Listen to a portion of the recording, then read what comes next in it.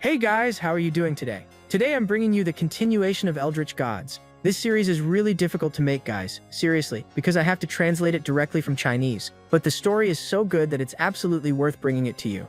No joke, this has become my favorite series so far, so it's really important that you leave a comment and share this video with your friends. If the series starts getting very low views, I might have to stop covering it because it takes a huge amount of work. I spend practically the entire week working on this video alone. This is one of the most complex stories I've ever featured on the channel. It's packed with time travel, alternate timelines, and all sorts of crazy twists. So at the end of the video, I'll give an explanation for anyone who didn't fully understand everything. But don't worry, I've tried to make the narration as easy to follow as possible. It's super simple to understand, so I'm sure you're going to enjoy it. Without further ado, let's get into the video. This story revolves around time travel, betrayal, and marriage. The main character was just an ordinary high school student until the Supreme Creator Goddess suddenly summoned him, along with several other humans from Earth, into another universe. Once they arrived, that Creator Goddess simply vanished, leaving them with the task of defeating the evil entities known as the Eldritch Gods. However, none of his companions managed to complete the mission. They failed to slay even a single god, and it seemed that Linzoi himself had been cursed, unable to die of old age. Determined to return home, he devised a strategy to take down the gods. As part of his plan, he summoned one of the most powerful goddesses, intending to get close to her, and for that reason, he asked her to marry him.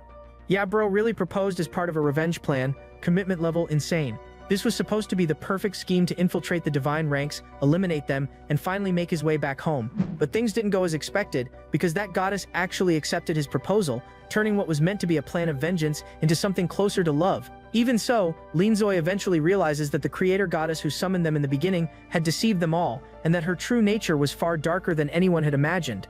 And so he sets out on a journey to uncover the hidden truths of this world. This story is seriously amazing, guys. I'll say it right now, it's one of my all-time favorites. So if you're a real one, go ahead and drop a like and a comment. No more delays, let's get into the video. After the death of the Supreme Creator, her power ended up being divided into several lesser gods. These gods were known as Eldritts, and because of their battles, the world ended up entering dense darkness. The strength of the Supreme Creator was still alive, trying there to maintain the balance. And to try to save the world, that force ended up summoning humans from Earth, and one of those humans was our dear Linzoi. The guy was there full of dark circles. He was one of the interplanetary travelers who arrived there in this world thousands of years ago. Linzoi, he came with other humans from Earth, however he was the only one who survived. After so much time, he became an almost divine being, gathering a lot of power. Before the tomb of his fellow Earthlings, he asks why he was the only one who gained eternal life. He still felt the pain of losing his friends. These humans, they were summoned to fight the Eldritch Gods. Thousands of years ago, when they were summoned, they gained powers and became motivated. This here, folks, is that typical isekai journey of defeating the Demon King. At the time, 60 years had already passed and they had not managed to defeat any of the gods. The leader of the group, he was already very old and they had not managed to defeat any god, much less return home. Linzoi, he carried the weight of all this, since he never managed to help his friends. The gang's dream there was just to return home. After so much time, he created the Temple of Reality in order to bury the travelers. It had been many and many years that he was there, and holding a key, he said that he would need to put an end to it. With that magic key, he begins to perform a summoning. Magical chants are spoken from his mouth, and at that instant, a gigantic magical portal appears. He was summoning one of the Eldritch gods, and tentacles begin to emerge. He calls this divinity the Mother Goddess Sinua. The creature appears before this human. The thing was very ugly. It looked like a giant matchbox with eyes and horns. Our big boy, he simply puts his hand in his pocket and takes out from inside a wedding ring. He kneels and asks the Mother Goddess to marry him. That matchbox kind of stutters, asking what that was. Then he shouts very loudly, saying that it was a marriage proposal. The tentacle goddess, she tells the human there not to mock her, but Linzoi says that he is very serious. As she was the Mother Goddess, the guy imagines that maybe she had a very beautiful feminine figure. The girl, she admires the courage of this human. Then he repeats, saying that he would like to marry Sinua. The guy had already read several books talking about the Mother Goddess and saw that she had tentacles. There goes another shameless protagonist who likes strange things. Hearing this information, the goddess herself starts wondering where he got those ideas from. In a serious way, he said that he has a very big reason to ask her in marriage. That is because he was a human who became immortal and lived in complete solitude. He would not like to spend all eternity like this alone. In order to summon her, he had researched for thousands of years. That is why he was willing to do anything so that he could have an eternal life by her side. The goddess just keeps staring at Linzoi, and we see that she really had a feminine appearance, and asks if he was really willing to do anything for her. Thus the door opens, and from inside comes out a beautiful waifu, all charming. She was very shy but assured that it was for him to love her forever. The guy was the last romantic on Earth and already goes crouching down, placing the ring on the young lady's little finger. At that moment, she realized that she had accepted a marriage proposal and runs to the side all shy. Moreover, by impulse, she had accepted to marry the mere human, Even though the big boy there, folks, had gained semi-divine powers, he was still a human. She looked back at him and realized that he was actually kind of cute. Trying to control herself, she thinks that it is better to get straight to the point. Linzoe, do you have any requests now that we are already married? My daughter, are you going to ask him that? He wastes no time and says that he wants to have a child with Sinuhe. The girl becomes slightly surprised, and with a cute face she said that they should already start now since she was very good at doing that. It seems that our big boy there got lucky. He married right away a girl without fuss. She asks if he would like to have mixed children. But that did not matter, she says, giving a little laugh, and still says that they should start right now. Wait there. Start here in the middle of the tombs. Yeah, my son, that girl there does not want to waste time, no. At that moment she begins to create a magic and says that the thing she likes the most is to create life. This would be quick, because as she was the mother goddess, she could create life from nothing. Linzoe had understood why she was so strange. Wait there, that is not exactly how I was thinking that we were going to have a child, no. She explained that she has the capacity to create any living species. She could even create a human child similar to him, to take after the father. Our big boy, he became very disappointed.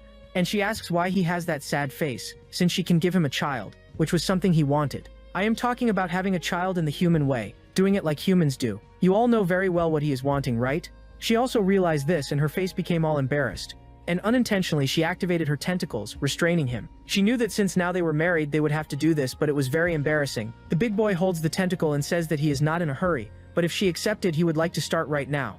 The scene goes to the palace of the descendants. Through a magic mirror someone was watching Linzoe declaring himself to the girl. The redhead asks the skullhead if that really was true. She does not believe that the mother goddess had accepted to marry a mere human, and because of that the girl goes crazy. It is impossible that my lady would subject herself to such sinful acts. The skull says for Lelit to stay calm, because the mother goddess, she knew what she was doing, but in Lelit's head it was inadmissible that Sinhu would marry that lonely fool. Those two, they were assistants of the mother goddess, and Baru, he says that maybe Sinhua, she is planning to use the boy. As he was a time traveler, she perhaps could use his power to win the war of the gods. But Lelit, she does not believe in this, saying that that human, he was a pathetic weakling. I do not want to give spoilers, but of weakling that boy there has nothing.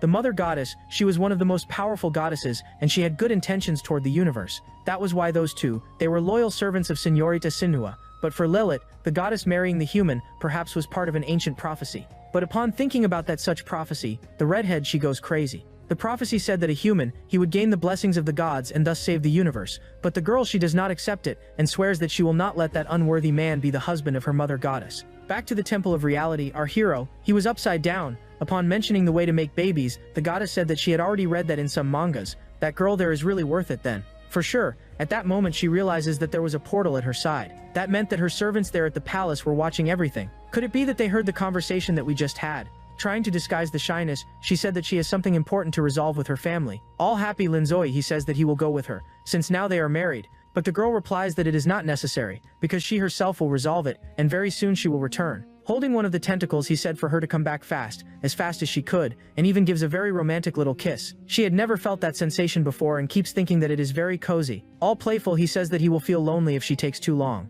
And all embarrassed, she runs off, saying that she will return faster than ever, and he will not even notice that she left. Thus she goes away through the portal. The boy, he gives a sigh and very serious. He said that his heart hurt a lot when he stayed close to an eldritch god. That is because those evil gods, they possessed a protection against time travelers. The travelers, they can only return to Earth when all the evil gods are defeated, and that was what Linzoe wanted. The mother goddess, she was part of the fragment of the supreme goddess, which gave life and intelligence to the creatures. Now she was gathered with the other gods after more than 90 million years of war between them. The dates here of this work here are very exaggerated, folks, so start getting used to it. One of the goddesses extends her hand. She was the golden empress and also the dragon goddess, and she questions why they were gathered. Another goddess slams her hand on the table. This was the goddess and commander of light, and says that she hopes that it is a party. The other who appears is the goddess of evil called Naya. And this one here will be very important, folks. You will see. The Lord Dictator of Darkness called Sema, he says that it has been a long time since they last gathered. There was also the ancestral titan, who looked more like a little thread doll, and there was also the divine beast of the labyrinth, which looked like a cat.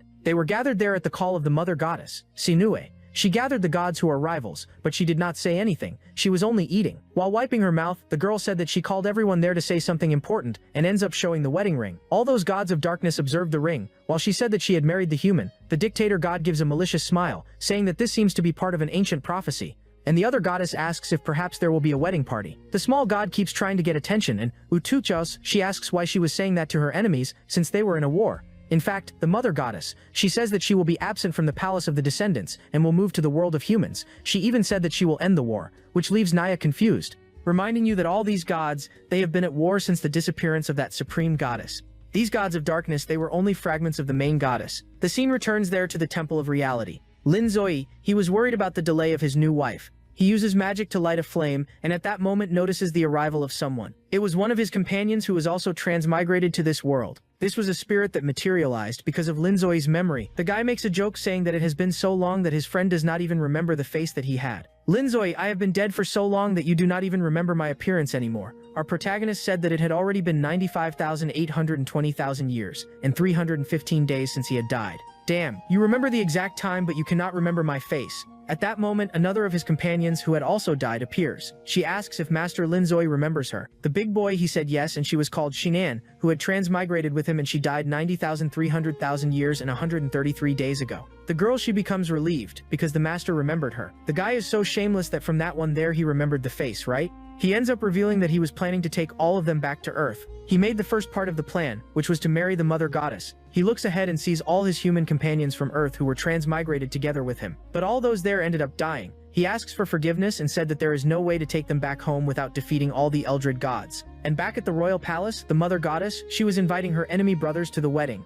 Lin Zoi had promised that he would make his friends return home. He tells Estia that he is going to marry in the kingdom of Furoshi, and the knight mentions that it was the kingdom that he had founded thousands of years ago. Lin Zoi chose that kingdom because it was there that his companions had died. The first step was to eliminate the fifth goddess and recover the soul of his friends. The scene returns to the palace, and the fifth goddess, she was Naya, and even asks there to Sinue if she has already chosen the place where she will marry. The mother goddess, she says that she has not chosen yet and that she will check with her husband. The fifth goddess suggests getting married in the kingdom of Furoshi, which was exactly the place that she dominated. Sinue's plan was to take the power of that one to end the war between the gods, and so the two of them go to the kingdom of Furoshi. Our protagonist, he was surprised because his wife had suggested the same place that he planned. He wanted to marry, and as an excuse to be able to call the fifth goddess to the wedding and Sinue. And she was also planning that, folks. In other words, the two of them had the same plan, only they did not tell anything to each other. A nun notices the two strangers there in the city and goes there because she noticed that they were mentioning the church. The two were holding hands with a wedding ring. And after showing the ring, the big boy says that they are newly married and that they would like to marry officially in the church.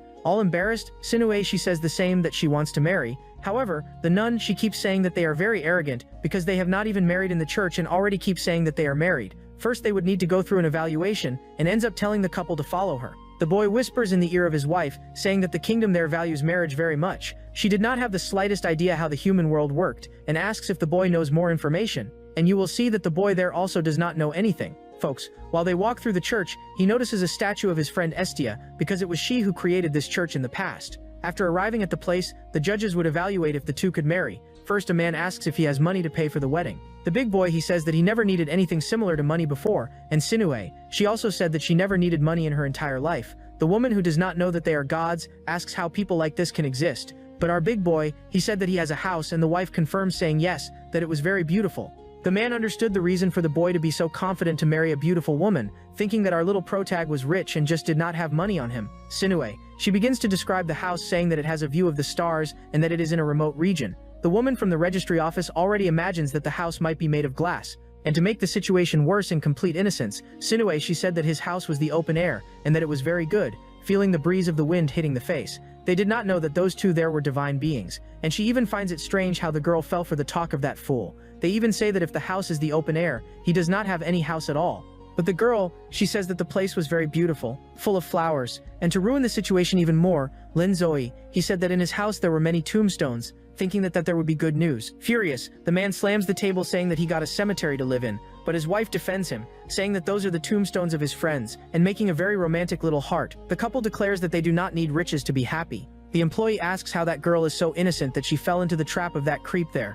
Then she asks how long the two had known each other. Sinue says that she met Lin Zoi the day before. With that, the employee already imagines that he must have cast some spell to hypnotize the girl, and she even says that in the city there are several followers of the Eldritch gods who are seducing poor girls, and with that face of his there, he was very suspicious. She even keeps saying that Sister Maria, who was the nun of the church, could not allow those two to marry, but the nun says that they should calm down a little and analyze the details better. Upon hearing the woman there speaking badly of the gods of darkness, Sinue, she becomes furious and even begins to prepare an energy with the intention of frightening them, saying that they should ask for forgiveness. If they did not do that, she would end them. Everyone hears that word from the girl and becomes frightened. She then realized that she had lost her calm for a second, They even imagine that she is also a follower of the gods of darkness, and very worried, she becomes terrified of having been discovered. But who appears there to save her is precisely Linzoe, saying that they understood everything wrong. Please, Lin, save me from this situation, otherwise she would have to detain all of them. Staying close to humans made Sinue very nervous. Yeah, as you can see, my wife is a goddess.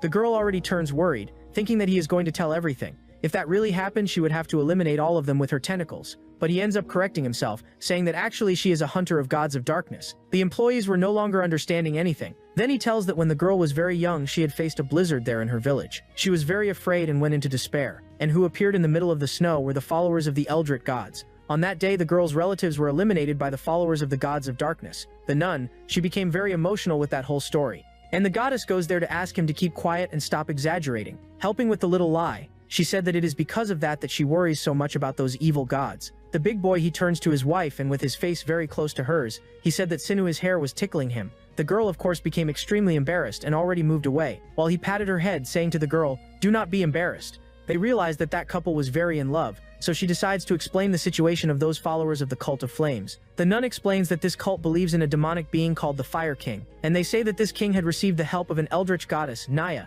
With a serious look, the woman says that this king of flames has as interest a strong relationship between women, and that all the followers of this cult hated men, and the women only related among themselves. Basically, it was a feminist movement. They even spread posters proposing repulsion toward men. Because of that brainwashing, the girls began to have hatred and disgust toward men. Any resemblance to reality is mere coincidence. At that moment, we see the leader of that cult. She had captured an elf and begins to say magical words into the girl's ear. The intention was to transform all the girls into women who liked women. If you think it is getting strange, it is because you have not seen anything. A redhead appears, and who was there was precisely Lilith, saying that they should go ahead with the plan soon. That girl who looked very much like Naya keeps saying that she already got the offering, and upon approaching the redhead said that she would like to confirm something again. In a romantic way, she asks Lilith why she was wanting to help the Fire King, since she was a servant of the Mother Goddess, because once the Fire King resurrects, he will declare war against Sinue. But Lilith said that this type of thing does not matter. The most important thing was to make Señorita Sinue realize that men were evil, and that that fool was not worthy of being by her side. The priestess of the cult realized that Lilith was in love with the Mother Goddess, and she was only supporting the enemy side folks to make her lady not marry. But according to the registry employee, the sister of the church said that the two of them had nothing to do with that cult. Alright, my daughter, now answer. Are we going to be able to marry? Wait there, young man. Things are not that easy. According to the kingdom, you need to follow some laws in order to have conditions to request a marriage application. The big boy, together there with his little wife, keep reading the laws. At that moment, Sinue realized that they would need to buy a house, and it was not just any house. No, it had to be a very big house. She looked at the value and realized that it cost 30 million runes and asked Linzo if it was cheap or expensive. What, 30 million? Yeah, my son. Are you thinking it is like in the time of your parents when you traded a house for a chicken? He even says that in his past a house was worth more or less 200,000. That information ended up hitting him hard, and he says that with 200,000 nowadays you cannot even pay for the bathroom. The registry clerk says that for them to marry the first step is to buy a house, and even says that they need an annual income of 1 million, since by the triangle the base was a house, then an income, a stable life, and lastly love. The two are already in shock. What do you mean love is not that important? Giving a threatening laugh, the clerk there at the registry keeps saying that she will better consider the situation of the two. Since they had great abilities and were hunters of evil gods, they could enter the Adventurers Guild. As an adventurer, they could hunt monsters and get a lot of cash, and with that money they could finance a house, she keeps saying. And that is exactly what the two do. Sinuhe, she ends up pulling Linzoe's clothes. The big boy asks what is wrong, and with a cute little face she asks why it is so difficult for two people who love each other to marry, and even questions why they need to work so much just to buy a house. After all, the two wanted to marry, and that was what mattered. Wait there, did she say two people who love each other? I heard that well. She even says that it would be much better if she simply used her power. She could use her tentacles to cast a curse on all the people of that kingdom. All of that to convince them to accept the marriage of the two. But Linzoe, he pats his wife's head and tells her to stay calm. He even decides to start calling her Naive, because the name Sinuhe was the name of an evil goddess, and people could start suspecting them. Naive, she accepts this new name just to disguise and even comments that she will spend the rest of her life with him. It does not matter whether people accept it or not. And looking there at the church, he says that the two are already married and only want the church license, but what matters is their feeling. He even looks at the girl and says that it is difficult, because in fact they are not from this world, therefore they should adapt. Upon hearing these words, the girl, she becomes all flushed and ends up accepting to do his method of working in the guild and managing to gather some cash. but unintentionally she ended up releasing her magical tentacles, and our hero had to go there to erase their memory. Every time the girl's mood changes, she ends up releasing those tentacles. At the end of the afternoon, they go to the Adventurers Association. When they arrive there, the guild leader, he apologizes because the receptionist is kind of missing in the last few days. He tells their to Nive that the guild receptionist, she was kidnapped by the cult of the worshippers of Eldritch. And Nive, she becomes all angry, saying that this cult is tarnishing the image of the gods. But our big boy, he tells them to leave that for later, and that they should do the registration in the guild. And all happy, he asks the old man what the process is to be part of the Adventurers Guild. The old man looks at those two young people and does not put much faith that they were powerful. And taking them to a forest, he said that the first part of the process would be to measure the combat strength of the two. Sinue, or rather Nive, she becomes all happy, saying that she wants to participate. Wait there. This young lady is called Sinue. Sinue is the name of an Eldritch goddess, but that does not matter. Our hero is Linzoya. He goes there to touch the crystal. According to the old man, the big boy only needed to concentrate a little mana in the palm of his hands, and that is exactly what he does. The old man was not putting any faith at all, but the boy, he simply destroyed the crystal. Nivea, she was completely astonished, saying that it was very easy, and there was a crystal that cost tens of millions of runes, all destroyed. The old man becomes dumbfounded without knowing what had happened properly. Alright, old man, keep passing me the information of the next test. Since he broke that crystal, Nivea became a little sulky, because she could not participate. At that moment, he realized that those two young people were not ordinary people, and when she turned to the old man asking what the next test was, he felt a shiver. It was as if the girl, even though she was cute, had a malicious energy. I do not know how such cuteness can present a danger there to the old man, but it presented a very big danger. So much that he clapped, saying that the two were already accepted. They would not need to participate in any other test. That is because, folks, test 2 would be a battle against himself, and the old man became afraid. So he simply went there and handed a badge to each of the two, proving that they were adventurers. What? How so? I did not do any test, Neve keeps saying. But the old man, he was disguising, saying that they would not need to participate in the test, and already went straight to take a photo to make an ID card. And the poor girl, she began to cry because she wanted to prove her strength. However, the big boy patted her head and said that very soon she will have the chance to show her true strength. Upon hearing that, she became all happy, with her eyes shining, and even kept imagining giving a kiss to her husband, but at the same instant she became all flushed with embarrassment, and as was to be expected, she ended up activating her magical tentacles, grabbing our hero and putting him upside down. Calm down, Neve, why are you tying me up? When the photo is revealed, he notices that there were tentacles. Wait a second, what tentacles are these? At that moment, the two realize that they have been discovered, and he even complains to his wife, saying that now he will have to use the memory erasing spell. The old man starts begging, thinking that the two are going to finish him off, and so his memory is erased. The couple returns to the city. They receive a bonus for having joined the guild. With the money, the big guy comments that maybe they should buy more normal clothes, since theirs attracted too much attention. Thus, they go to a store. The author of this work seems kind of obsessed with airbags. The saleswoman with gigantic airbags asks what kind of clothes the couple wants. Our hero says that he wants Neve to wear something very beautiful. He also comments that it needs to be useful clothing for the task, leaving the girl confused. Just by looking at this shameless guy's face, you can already imagine what he wanted, right? But she starts by choosing cute clothes and even thinks that maybe he likes something darker, gothic style. With a cute little face, she imagines herself in the outfit, saying that this way she really looks human. That way she ends up wearing a gothic dress and asks if he liked it. The shameless guy says that the outfit covers too much. Then she turns to the side and asks if now it is better. However, he has an idea and tells Nive to take off the dress, because he himself is going to wear it. What, Linzoy? You want to wear this dress? Thus he puts on the piece and asks the girl if it looks good. Paralyzed, she wonders if her husband really likes women. Completely embarrassed. She already knew that he had strange hobbies, since he liked tentacles, but she did not imagine that he was this weird. Even the saleswoman comments that this is a customer with good taste. I bet she said that just to sell the product. Then the big guy whispers to his wife that actually he is going to use the dress as a disguise. Before she could say that out loud, he covers her mouth.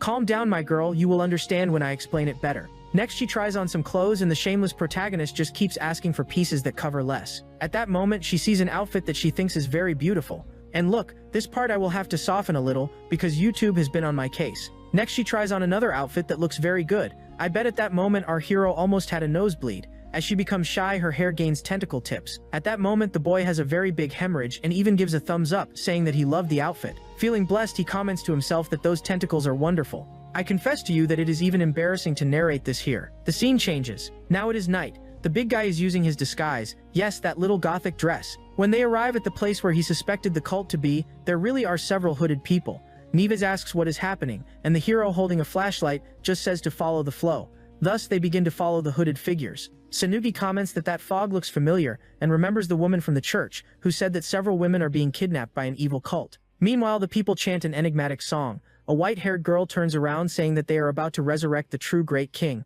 She looks very much like Naya, and states that only the last sacrifice is missing. Upon seeing her sister goddess, the girl becomes frightened. Linzoe asks if she knows that girl, and Naya plays it off saying that maybe it is not the goddess she knows. Our big guy already suspects that perhaps Naya is granting magic to the woman, that is why the resemblance. Trying to play it off, the girl asks how he managed to get in there, and if it has anything to do with the clothes he is wearing. Holding the dress, he confirms yes, it was exactly because of it. He discovered that the store was just a front to recruit members for the sect. The gray fog around the people was a magic that made them invisible. Sinuhe even asks how he realized that woman was part of the cult since she did not seem suspicious. Then the big guy remembers a friend from the past who was transmigrated together with him, a very shameless guy who knew how to notice certain things about women. Further ahead, there was even a man wearing feminine clothes. At that moment, the leader of the sect notices two people whispering. She approaches and asks Lil to check why those two members will not stop talking. The redhead says she will check and already prepares a spell, stating that she will shut the chatterboxes up. However, when she looks back, she sees her very own lady. It was the mother goddess who was there. Hey, she also notices a little redhead with horns.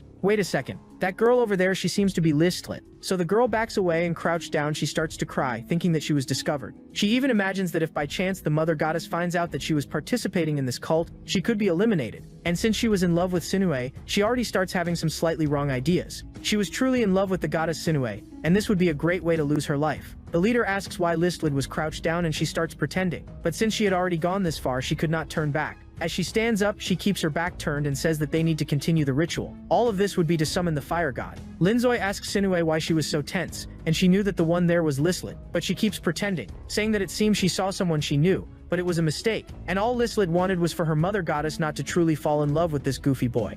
Finally, the time had come for them to begin their prayer. I will call it prayer so as not to say something else. The leader ends up launching fireworks. This place was precious because of the founder of the church and also the founder of the organization, Linzoy. She says that those two had disrupted the Fire King's plans in the past. A girl was upside down screaming, and the leader says that thanks to the sacrifice of this elf, they will be able to free the Fire King, and thus the ritual begins. Our hero, together with his wife, they were much farther back, and were not hearing anything. He only heard someone talk about his name Linzoy, but he could not properly understand what they were saying. Sinucci felt that there was something very wrong happening, and they even say that they need to go there and intervene. And when they look at the girl, they imagine that she is the employee of the Adventurers Association who was missing. However, someone ends up appearing there, saying that he will end this party. The blonde, he introduces himself as the hero of Linzoy's organization. He was there to stop the summoning of the fire god. With a flame in her hand, the cult leader keeps asking how he imagines he will manage to do that, and at that moment she ends up firing a fire illusion. But the boy, in a serious manner, he says that his sword also cuts illusions, and thus he ends up slicing the fire. Sinew, and she finds this incredible and even comments to her husband that everyone there is saying his name. However, she ended up looking at Linzoy because she noticed that he was tense, and at that moment the big guy realized that that little blonde was a descendant of his time traveler friend. Even the appearance of the two was similar. At that moment, our big guy, he takes a deep breath, since his friend's bloodline survived, and even tells Nese that she could stay calm, because that swordsman would take care of it. However, the leader, who looked very much like Na, keeps saying that she will not let that boy interrupt the plans. A battle between the two was about to begin, and with a crazy face, she said that today her lord, the Fire King, would be resurrected. But at that moment, Linzoy, he ends up using a spell at the tip of his finger and fires upward. The people there do not understand anything, and even the leader, she asks what that was. At that moment, all the followers there of the cult fell unconscious. What? How so? What happened? The mist had dissipated, and the little blonde tries to understand. The guy even thinks that it was himself who did that, and starts pointing the sword at the girl, threatening her. He was thinking that it was his sword that had made that power, and ends up firing a burst of energy. A little sad, the girl asks why her ritual had failed, but Lilith tells Naya that there is no time for her to be sad. At that moment, she ends up summoning her whip, saying that she will fight against that boy. She blocks the burst of energy from the hero's sword. The cult leader, she realizes that she could not give up, but for now they would retreat and would perform a ritual later. At that moment, our hero asks Naive if she also noticed something. He comments that even though he dispersed the mist, it seems that the ritual there was not entirely interrupted. And the blonde, he was also noticing that Naive says that Linzoy is right, since on the elf girl evil tentacles were sprouting, and those tentacles end up attacking the little blonde. The guy prepares to block with his sword, but who appears there to save him is precisely Linzoy. In the sequence, Naive charges at those tentacles, and when she hits them, a big explosion happens. Our protagonist, he had saved the little blonde, and even asks if by chance the hero was injured. The boy, he gets with flushed cheeks in love. He was thinking this girl was very beautiful, especially wearing that little gothic dress. When he is placed on the ground, he says that his heart is racing, and already starts asking our protagonist's hand in marriage, leaving Naive shocked. At that moment, Naive runs out and hugs her husband, saying that they are already a couple. Wait a second, you two are a couple of women in love. Linzoy, He admits that, in fact, he is not a woman, but rather a man and only used that outfit as a disguise. He even lifts the dress to prove that he is not a girl. Upon seeing that, the little blonde gets scared, but in the sequence he says that he does not care about that, and that he would like to form a couple with him. Immediately Nivea, she starts asking if by chance her husband has no shame, but our hero hugs his wife saying that he only has eyes for her. And of course the girl, she gets completely melted with love. And meanwhile, the blonde hero, he realizes that he was pushed aside. Next they say that they need to check if the elf was okay. The scene changes to the next day, and they were at the church door. Our hero explained the whole story to the little blonde and he understood everything. Then the guy introduces himself saying that his name is Heaney and says that he is part of the Salvation Society that was created by the legendary hero Linzoi. He says that the members of this association are trying to fight all the eldritch gods and even their followers. Our protagonist and Sinue say that they have already heard about this organization. The guy points his finger at himself and says that he descends from the heroes who were transmigrated to this world many years ago. The big guy even says that he is the founder of the Salvation Society and that his full name is Linzoi. But of course the little blonde was not going to believe that. Ah yes, alright, you are Linzoi. Yes, he was imagining that it was just another one of those idolatrous fanatics who kept saying that he was Linzoi. Then the boy said that if by chance he was Linzoi, he should say, the 3 rules were secret words. And Sinue asks if that was some kind of joint code. All excited, the guy said that they were the secret words that identified the members of the Salvation Society. The more secret words you made, the higher was a member's status within the society. So, if by chance the boy there who claimed to be Linzoi knew at least 3 secret words, he would already start to trust him a little more. With a face he says half of a sentence that belonged to a secret code. And all of this was basically old memes from Earth. And that is why our hero knew all of them, since it was he who brought them to this world. Next, the blonde speaks a little more of the second sentence that he knew, and Linzoi with a bit of boredom continues reciting the sentence that was the second code. The blonde was already running out of patience, believing that maybe this really was the true Linzoi, and all excited our hero keeps fooling around while he was saying the secret words. At that moment the guy gave in and said that probably this was the Lord Creator and even apologizes for having doubted him. I did not explain the secret phrases because they were Chinese meme jokes. Even I myself could not understand the little jokes, so alright. Sinue, she finds this very funny and even imagines that her husband, he is really a very powerful guy. She even thinks about creating for herself a society just like his, and keeps making some notes on a sheet of paper. And meanwhile, our lady was there kicking that creep. Get out of here, you jealous brat. Sinue, she was thinking that these rules were something very serious, coming from ancient knowledge, and a little embarrassed, the big guy he says that it is not quite that. No, it was more like jokes from time travelers, but he was sad, because all his friends who traveled to this world together with him had died. He looks down and the blonde was still holding his leg. Linzoi runs off and holds the hands of his beloved, and said that if she had interest later at night, he could teach these secret words to her. Since the big guy had proven that he really was Linzoi, the blonde said that he would give more information to him. The guy says that he had been monitoring that sect for about 6 months. He says that an ancient goddess, Naya, she had thrown away half of her power, and some random human girl picked up this power and ended up getting an appearance similar to Naya. So basically the cult leader, she has an evil power of an eldritch god, and since they were hunters of these evil gods, he swears that he would end this sect. That is why he ends up asking the couple for help, and they keep looking there at each other and agreeing to help. Our hero ends up closing a deal. At that moment, the church nun ends up appearing. She was very happy for Linzoi and for Nuji for having saved the church from that sect attack. With that, they also proved that they had a lot of power. Extending her hand, she says that they will be able to marry, but first they would need to buy a house. That is why she would take them to the bank. All happy Najif, she said that it is very easy to earn money. At that moment, Naya was passing near them and said that she had found the time traveler. At that moment, Sinuha realized that her sister was there, and the girl ended up using a spell of magical lines to restrain the big guy. She says that if by chance they do not answer her question, all those people would die.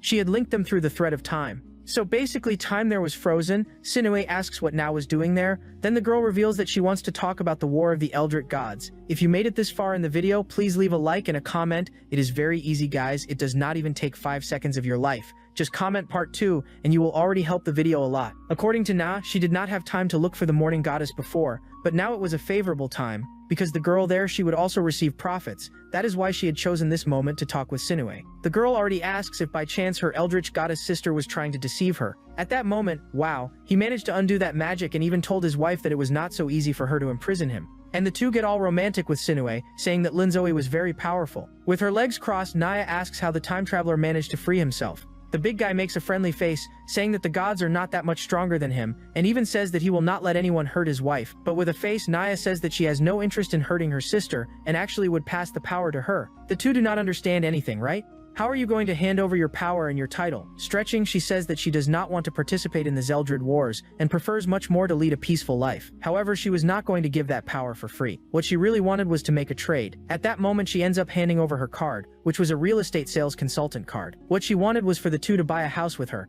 All discouraged, she says that she wants to live in the human world, but it is very difficult to get a job. She had already been fired from several other jobs. But Sinui, she finds this very strange and even asks why Naya is giving up being a goddess to live with some random human using a fire magic. She says that Sinui she would never understand. She had already been visiting the human world for thousands of years. And the girl says that she already had to sleep under a bridge, already had to fight with a dog to eat leftover food, and already earned money picking up trash on the street. And the couple gets amazed, saying that she has a very strong will. Even if she had the power to destroy everyone, she did not have enough power to live the life of an ordinary human. She was the lord of monsters, so she had a lot of power, a lot of destructive force, but she did not have human skills.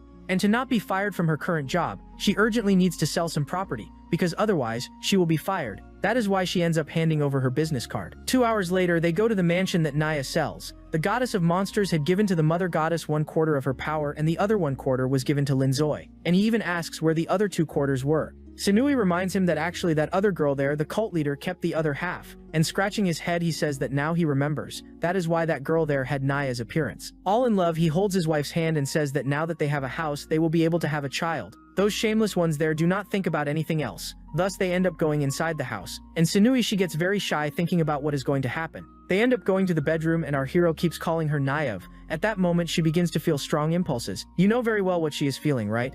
I cannot say. And because of that, she already goes using her tentacles to imprison him. All in love and with flushed cheeks, she asks if by chance now he wanted to have a child with her. Outside, Naya was there observing everything. She did not expect things to be this easy. She had given her authority, her evil power to the mother goddess, so that she could go to her natural form, which is those tentacles. And we see that it was working, since the girl she was very forward. Linzoi on the other hand, he was not understanding anything. Why did his wife start acting that way? He even asks if by chance some bug had bitten her. The scene goes to Lilith. She did not accept that the mother goddess had fallen in love with a human, and just thinking about him touching his goddess's hair, she already got angry. The cult leader asks what happened to Lilith, and opening a portal, she says that she needs to urgently go to her goddess. That is because she was feeling that something wrong was about to happen. While traveling through the portal, the succubus keeps saying for the mother goddess to wait for her to arrive. And as soon as she arrives at the house where her dear goddess was, Naya already imprisons her, and even tells the girl that she could not interfere. Naya pinches Lilith's cheek and knows very well what she is planning. But we see that it was in Naya's interest that the mother goddess had a relationship with that human. And she even reveals to Lilith that she herself, the goddess of monsters, had given her power to the mother goddess. What Naya wanted was for the mother goddess to devour that boy and then give birth to him again, and thus be able to be part of a prophecy. Yeah guys, I know this here is kind of crazy. Even Lilith was shocked by this elaborate plan. It is explained to us that when the tentacles they are at their maximum strength, they end up completely consuming the energy of a human. And if she did that with her husband, she would possess the energy of a time traveler. The girl, she was very emotional, letting the energy of the tentacles completely take over her body. She even tells Linzoi that she cannot control herself. And noticing this attitude of the girl, he seems to have understood that it was part of Naya's plan, and because of that he becomes serious, knowing that there was something wrong. Immediately he ends up holding his wife's tentacle, and with shining eyes he activates a power. Before that he even apologizes to Sinue, saying that she will have to stay stored in there for a while, and in this way he ends up activating chains on the girl. For having gotten very close to her, his heart began to hurt. This was part of the curses of the Eldritz, which prevented humans, time travelers, from getting close to them. Now that he had already chained the tentacles, he would try to discover more about this plan of Naya. And because of that he asks his wife to stay there calming down, because he would return. Outside, Lilith, she was still imprisoned with those blue threads. The goddess of monsters even starts making a little joke, saying that probably Sinue must have already devoured the human. But Lilith understands devour in a wrong way, guys. She starts thinking nonsense, and meanwhile Naz goes to get the baby that will be born because he would be part of the prophecy. But our big guy, he ends up appearing there behind, and asks if Naya had planned this from the beginning. He even makes a joke saying that this short goddess is much more powerful than he imagined, or rather much more cunning. A little serious, she asks how it was that he escaped from the tentacles, and Lilith keeps shouting, asking what that potato jerk did to her goddess. A little embarrassed, he says that they did nothing, and she is just in there resting.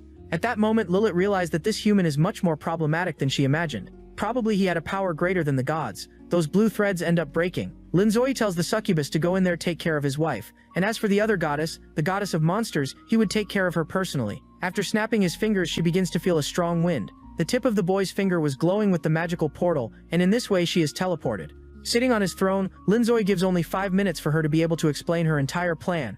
If she did not explain all her intentions, he would destroy her. At that moment, several chains go toward the girl and end up imprisoning her, leaving the girl in a somewhat embarrassing position there. She asks if by chance he is trying to embarrass her, and even says that this will not work, because she is the goddess of evil, and he was trying to embarrass her. Yes guys, he even brings there the spirits of the travelers who died just to see that embarrassing scene. she asks what his objective is, to bring those people to watch the scene. And the boy says that his true objective is to take all the transmigrators back to Earth. Looking at the hourglass, he says that her time is running out. Back at the mansion, Sinui and she was lying on the bed with Lil taking care of her. The redhead was wringing a wet cloth. That is because her goddess was with a fever, and this always happened when she released her maximum tentacle power. And thinking well, she imagines that that man there, the time traveler, is someone dangerous whom she should worry about. He was so strong that he managed to deal calmly with the powers of the tentacles, and thinking about this, she becomes a little doubtful if something had happened. She even begins to think that the mother goddess might really have fallen in love with him, and even decides to check under the covers if she was well, but she becomes a little doubtful if this would be right or wrong.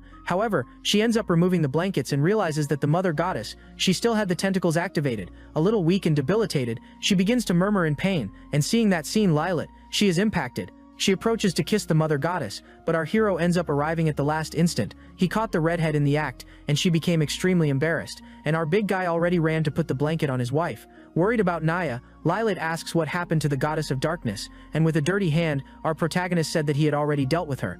Turning his back and leaving the room, he says that now the fifth goddess of darkness is no longer a concern for him. Lilat is already in shock, asking what that time traveler did. Could it be that Naya was killed by him? She still keeps imagining him saying that he will kill all the gods, and because of that this girl goes crazy thinking that the mother goddess will also be killed. But our big guy, he was there caressing his wife, saying for her to recover well, and even says for Lid to take care of his wife, because he had some things to do. Since he had gotten dirty, he was going to take a bath. The scene goes to the city of Will. Someone was coming out through a portal, and we see that it was precisely the fifth goddess of darkness. She was not dead, guys. Sweating cold, she starts celebrating, saying that at least there is still time for her to go to her job meeting, otherwise she would be fired. A little worried, she says that she really needs to sell more properties, otherwise she will be screwed with no work at all. And she even thinks that now that she sold the house there, that mansion to our protagonist, she will earn a good bonus. Meanwhile, Kid, he was taking a bath in his bathtub. He had already solved the problem of the goddess of darkness, and now the one of the god of fire was left. He had also managed to reduce that pain he felt in his heart when he stayed close to the Eldritch gods. He ends up being surprised with Lilat opening the door, and with a serious face she said that she would like to talk with Linzoi. She approaches and asks why he was approaching the mother goddess and shouting. She said that she would discover his real intentions. The guy says that even if he had some dangerous intention, he would not say anything, and he even stands up, asking if by any chance she would be able to stop him, and the girl keeps shouting, telling him to go sink into the water. He approaches while she was telling him not to come any closer, and the guy did not stop provoking the little redhead, saying that even if he hurt the mother goddess, Lilat could not do anything, but at that moment she ends up grabbing his neck and even threatens him with a blade. She says that if by any chance he is saying that seriously, he would be a dead man. But our big boy says that he is more afraid of that blade on the ground than in her hand, and even reveals that he had already known the 2000s of years ago. The kid, he was one of the writers, that is, he was one of the guys who exchanged correspondence with Senorita Sinue. But the little redhead, she does not believe in this nonsense. But wait there, were you by any chance the Sabu who sent letters to her? At that moment she began to believe in our big boy, and awkwardly scratching his cheek, he said that yes, he was the guy who kept sending correspondences. At that moment Lilat, she became discouraged. That is because this so-called Sabu who sent correspondences to Sinue was a guy who wrote a famous manga, and there the elite gets angry and even climbs on top of him, asking how the guy dared not to finish that story, and even keeps choking the kid, saying that because of him the two were waiting for the continuation of that manga for more than 1,000 years already. The guy is looking like Toga stalling to finish Hunter x Hunter. At that moment the door ends up opening, and it was precisely Sinue. When she looked forward, she saw the two, one on top of the other, and became shocked. Her eyes even widened, asking what the two were doing. That scene was very shameful, and there was not much that they could give as an excuse. Because of that, the little redhead, she became paralyzed and even imagines that now the mother goddess will not forgive her. But instead of getting angry, the mother goddess, she simply got her cheeks flushed, not knowing how to react. In shock, the little redhead kept telling Sinue that it was not what she was thinking. Our big boy said that the redhead should stay calm, because he would explain. Then he extended his hand, asking Sinue to hold his hand, and she held it with her little cheeks flushed, and at that moment he activated a power making her see all his memories, and she discovered that Lilat had entered there in that bathroom to be able to demand answers from him. All of this because the little redhead was worried about the mother goddess. After seeing the memories, Sinue asked Lilat to leave the bathroom because she would like to give a massage to her husband. Redhead, she says that it is all right, and after leaving the bathroom she keeps breathing deeply, and at the same time she is surprised, asking if the mother goddess will not blame her. But at that instant she realized something. Sinue, she was alone together with that idiot, so she tried to open the door, but the boy had placed a seal blocking the entrance. Sinue asks what he had done with Naya, and he said that now they would only need to worry about the King of Flames. Sinue's concern was with the other part of Naya's power, which was in the hand of that priestess. As that priestess had the identical appearance of Naya, that meant that she had taken the power of the Lord of Darkness. That girl was practically a time bomb. If they managed to resurrect the King of Fire, that would be very dangerous. In the middle of the forest, that hero, he was talking with someone through the crystal ball. He was passing some information, saying that the Lord of Fire, he was about to be resurrected. And the hooded one said that they received a message from Linzoi, the ancient founder of the society. And this message, that revelation there was contained inside that scroll. The redhead, he already immediately asks what revelation was this. He was saying that his body would be reborn, and that he would return to help them. The blonde already starts asking what this means, and if by any chance Linzoi will really return after thousands of years. He even remembers that boy that he found with white hair who said to be Linzoi himself, but he was still not convinced that that was really the founder. In the revelation it also said about a second anomaly that would be even worse than the first. This first anomaly they had defeated thousands of years ago, but this second one was something even worse. After the death of the great creator, his blood was contaminated due to the loss of vitality. Because of that, the gods, who were fragments of this creator god, ended up becoming corrupted. That is why those gods there became evil, and this obscure energy was kind of corrupting these gods. That is why the Society of Heroes was created to fight the gods. Trying to explain here to you guys. At the beginning of the story, it is explained that the goddess who created the entire universe, she disappeared, but some people say that she was killed. It is not possible to know for sure. But here Linzoi, he kind of gave some news there to this organization saying that an evil being is corrupting all the gods. This many-eyed anomaly was a malignant anomaly that was corrupting the power of the Eldritch, and the one who had discovered this was precisely Nay. So she kind of gave her power to other people so she would not be corrupted and transformed into this malignant being. It was exactly because of this that Nay had delivered part of her power to that priestess and the other part to Sinua and to Linzoi. She discovered this whole evil plan of that obscure force, and she told it there to our protagonist, and he passed it to his society. This hooded man was telling everything to the blonde. In other words, the Eldritch gods had been being corrupted for thousands of years, and now it had reached the maximum point. Because of that, they should act in haste and defeat all these gods before it was too late. Our protagonist, he ends up telling part of this to his wife and says that he had already even made the preparations to be able to deal with all this. The guy approaches and holds his wife's cheek, saying that he will do everything to protect her, and approaching the girl, he says that they would need to continue from where they stopped. And all embarrassed, she asks where it was that they had stopped. Whispering in her ear, he says that he would like to have a child with her. The girl already starts to scream after hearing this, but he keeps saying that she would not need to be so shy. Poor Sinue was with her cheeks flushed, and he keeps saying that she looks very cute when she was embarrassed. And so she starts to scream, and the entire mansion begins to be illuminated by the power of the tentacles. Even Lilith gets scared, and our hero is thrown far away. He even ends up with his nose bleeding, saying that the tentacles are very beautiful. It seems that lately only strange works are coming here to the channel. The scene changes to the Adventurers Association. The blonde, she had returned, and when she looks back, she gets scared. That is because she was thinking that Na was that priestess who had kidnapped her. But the girl explains, saying that she is not that person there who had done that.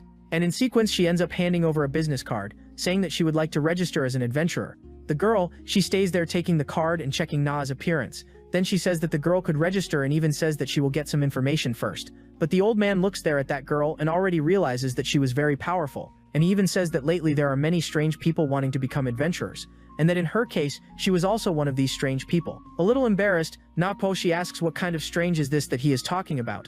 The old man simply asks then why she decided to become an adventurer. She reveals that she was fired from her job of selling properties, and Linzoi had indicated this place saying that she could earn easy money. The elf, she becomes very happy, because it was Master Linzoi who had indicated, and the old man already becomes afraid. My god, that girl there must be very strong. She will break more crystals. But the little blonde there, she did not know that Na was that strong. She keeps saying that she would need to do a crystal test to see her strength. The old man immediately feels a very strong power coming from this girl. He even remembers that malignant power of that other white-haired girl. And even worse, he imagines that maybe she was as strong as that boy who exploded the crystal. Because of that, he starts sweating cold and even says that she does not need to take the test. The scene returns to the mansion and they were having dinner with delicious food. Lilith was the first guest of their mansion, and our hero keeps saying that this is one of the foods that he used to eat there on Earth, in the other place where he came from.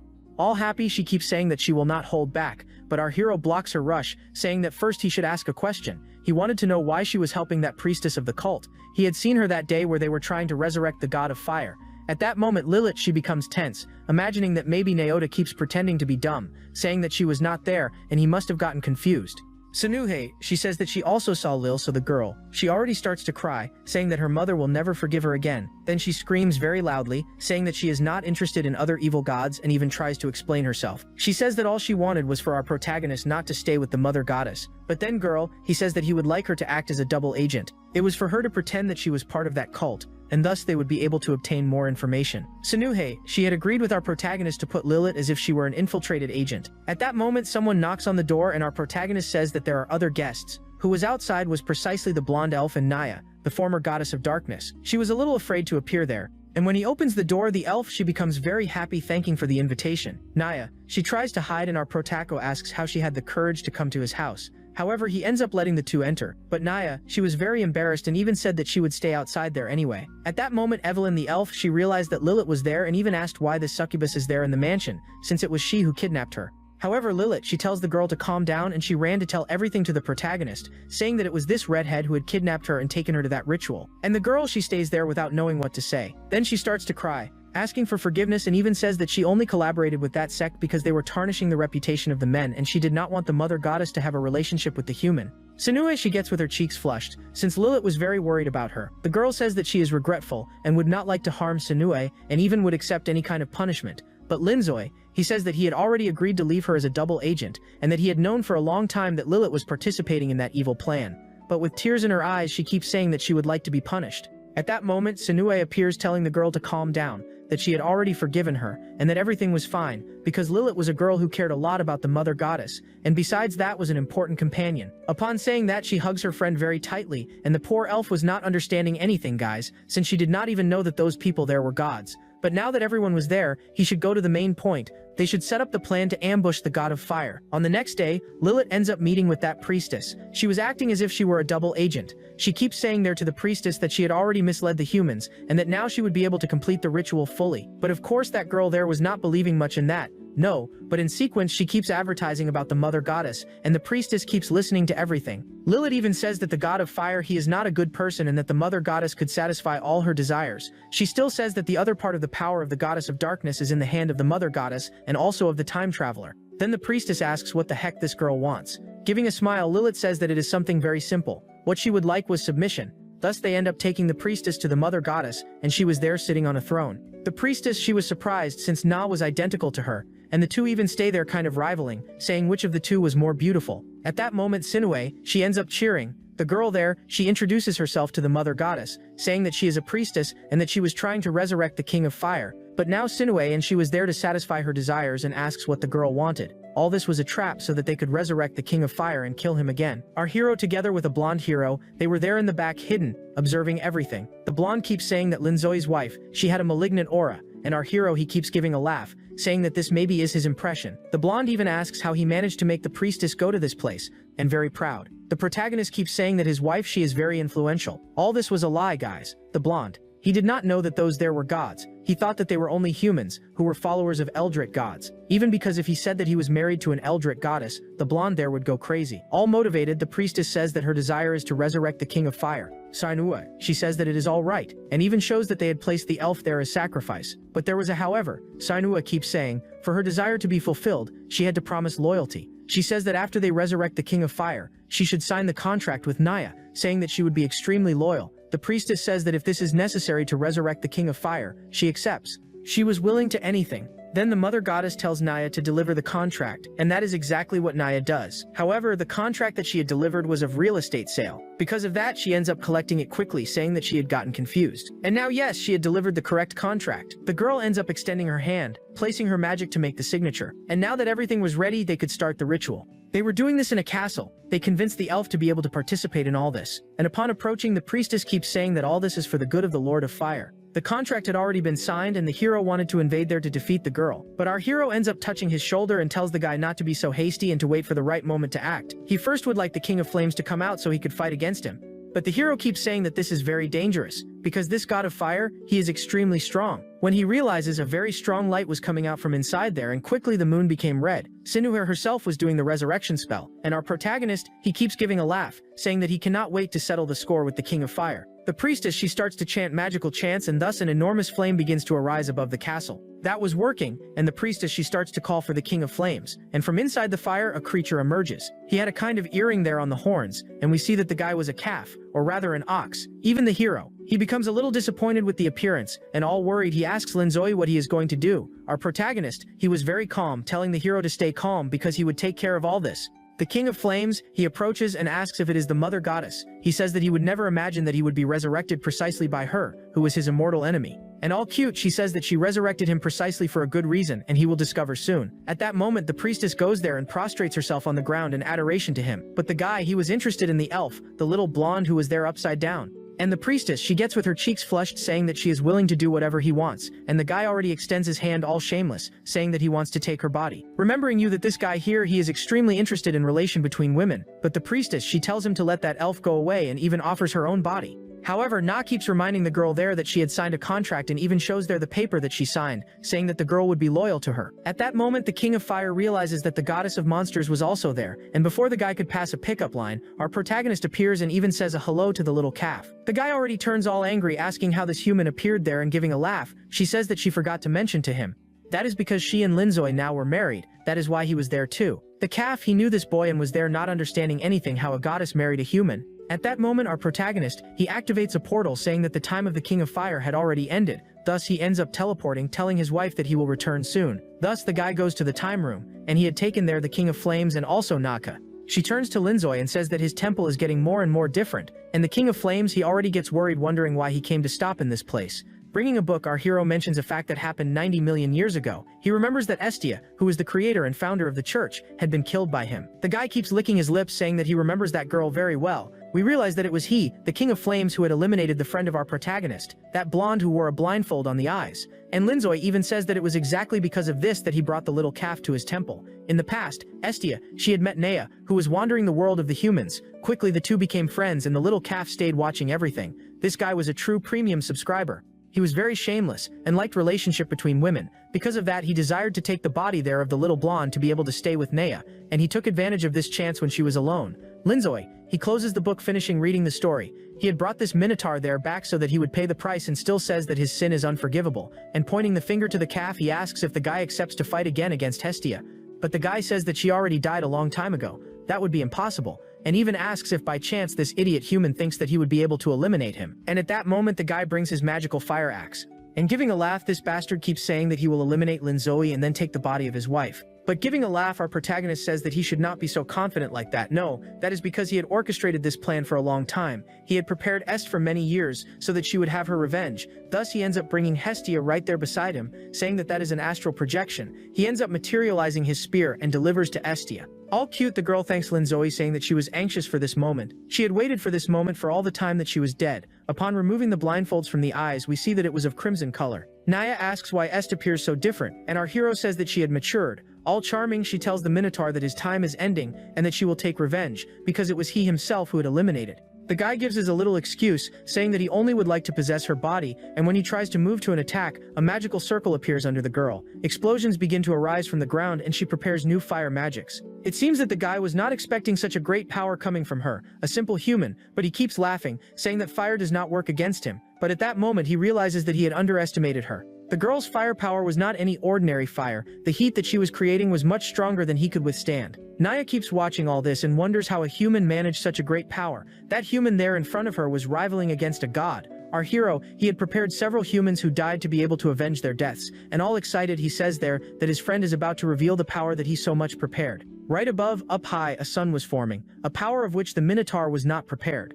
That power was basically a ball of fire with the temperature of the sun that fit in the palm of her hand, and thus she aims at the Minotaur, saying that he will be eliminated in the worst possible way, and that ball of fire ends up going in his direction, hitting his body directly. The guy begins to spit blood, and the blow was so fast that he did not even have time to react. She becomes all excited, saying that this explosion was magnificent, and thus the entire temple room ends up exploding.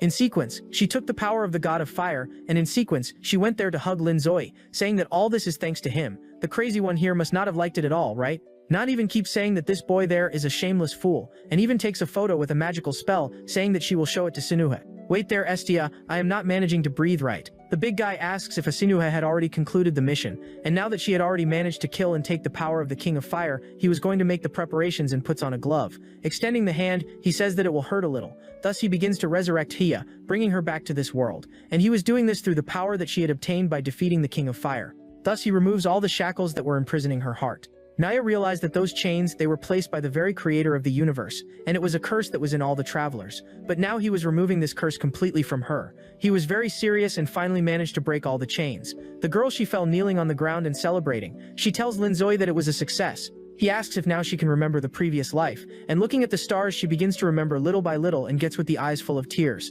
and then she remembers her home there in Japan, and also remembers her family. All this before she was summoned to this world, and I keep wondering if our hero also remembers his home, guys, since it was not mentioned if he managed or not to remove these chains from his heart.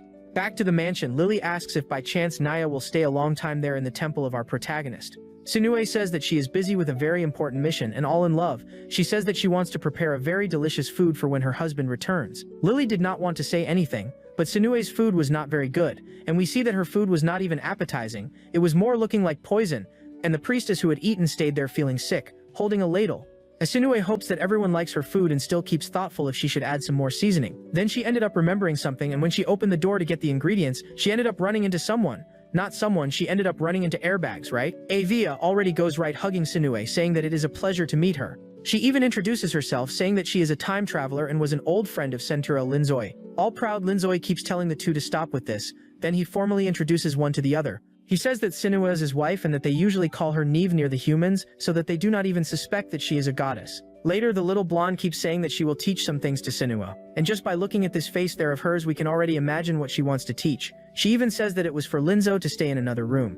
Thus she ends up holding the girl's hand and says that the gods, they are very naive when it comes to relationships, and even begins to explain how some things work. Little, who is a succubus, she probably knows very well what she is talking about, and even stays there with a little embarrassment. Shaking the dress, she begins to release several mangas, and you know very well what type of mangas these are. And she still says that Sinuhe has a lot to learn, and that the first lesson will not be theoretical but practical. All innocent Sinuhe asks what type of topic will be revealed today. At that moment, Estia ends up clapping, calling for Naya. The girl appears as a volunteer and immediately they bring a luxurious bed for them. All naughty, Hestia ends up thanking for the hard work of the two, and even asks for the mother goddess to lie on the bed. The girl already gets with the cheeks flushed thinking about what she wants to show. And so as not to leave the goddess very embarrassed, she ends up calling Naya anyway and still says that they will first do a practical test. All shy and bringing her little fingers together, she says that she will write down everything, and the shameless Linzoi was already there with nerd glasses and a notebook. He even tells his wife that it would be very good for them to write everything down to learn in the smallest details. The girl, all shy, keeps saying that she does not really know what to write down, and grabbing the glasses she says that even not understanding anything she will give her best, and so the two stay like nerds, writing everything down.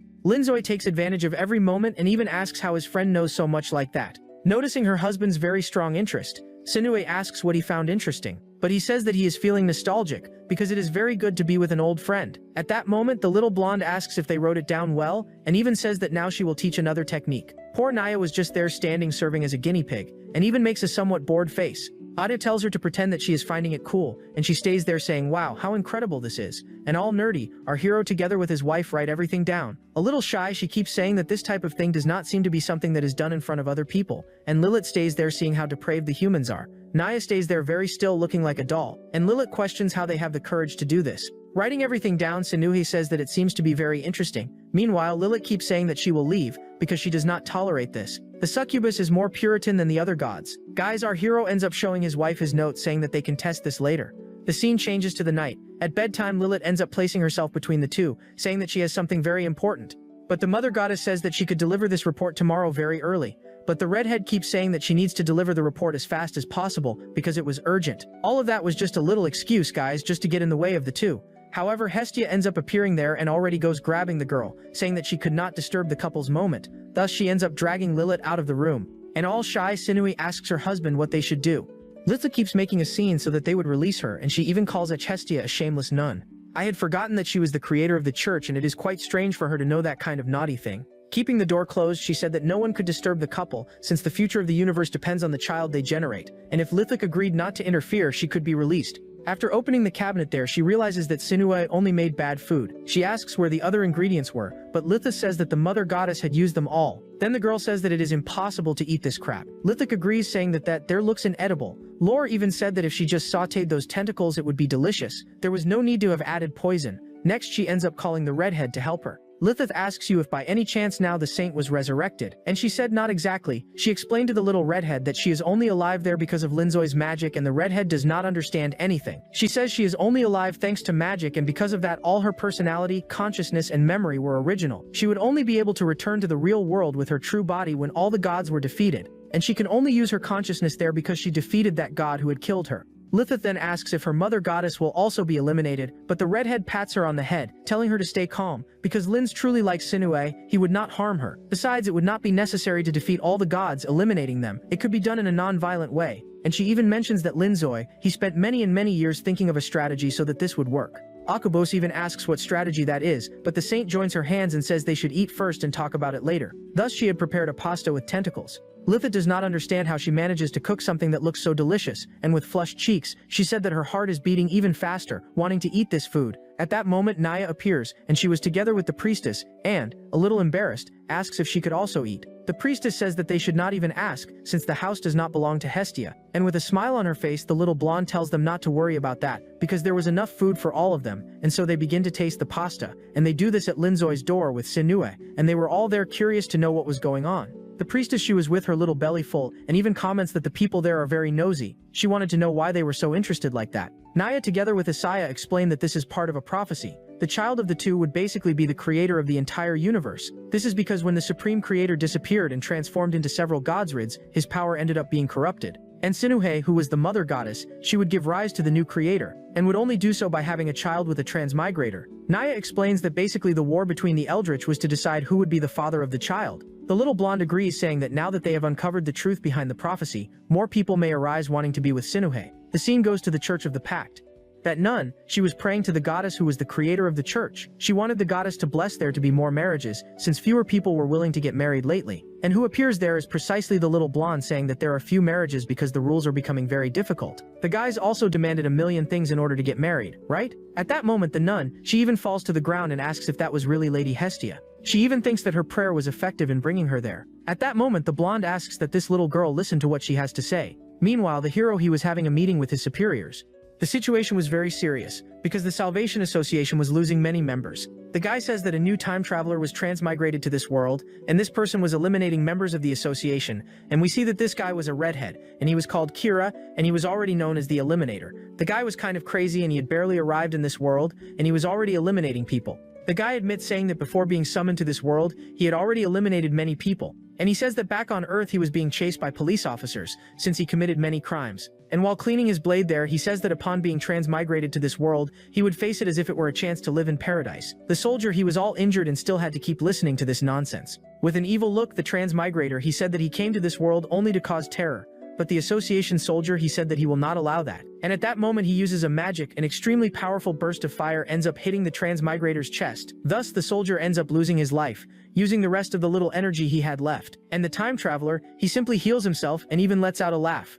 And next he hits the soldier's body, saying that that trash dared to dirty his clothes. At that moment a portal opens and a boy comes out from inside it. He asks if this guy is a new time traveler who came from Earth, and even makes a joke, saying that he had made that soldier into pieces. Kira turns around and asks who that subject was. The boy says that his name is Zero, and he was also a transmigrate who came from Earth. Yeah guys, now I am no longer understanding anything. At the beginning our protagonist said that he was the last one remaining, and now another one has already appeared, who had already been there for a long time. But calm down, because all of this here will make sense. The redhead asks if he also is part of the Salvation Society, but Zero said no. In fact, he even was, but today he is not anymore. And he even says that his intention is to create a paradise, and would like to invite Kira to have fun. But for this paradise to work, first they should defeat Simon and also Hestia, who was a time traveler, just like them. The scene returns to the church. Hestia had asked the nun to bring all the marriage records, and looking at the rules, she told the nun that those rules were very harsh. And while twirling the pen, she kept saying that because of that it was being difficult for Linzoi and also for Sinuhe to get married. The nun comments that those two, they must be very important people, since even she was there trying to make the rules more flexible. And the little blonde explains that Linzoi, he is the original transmigrator, and also the strongest, and Miss Sinuhe, she was the mother goddess. And of course the nun already gets frightened.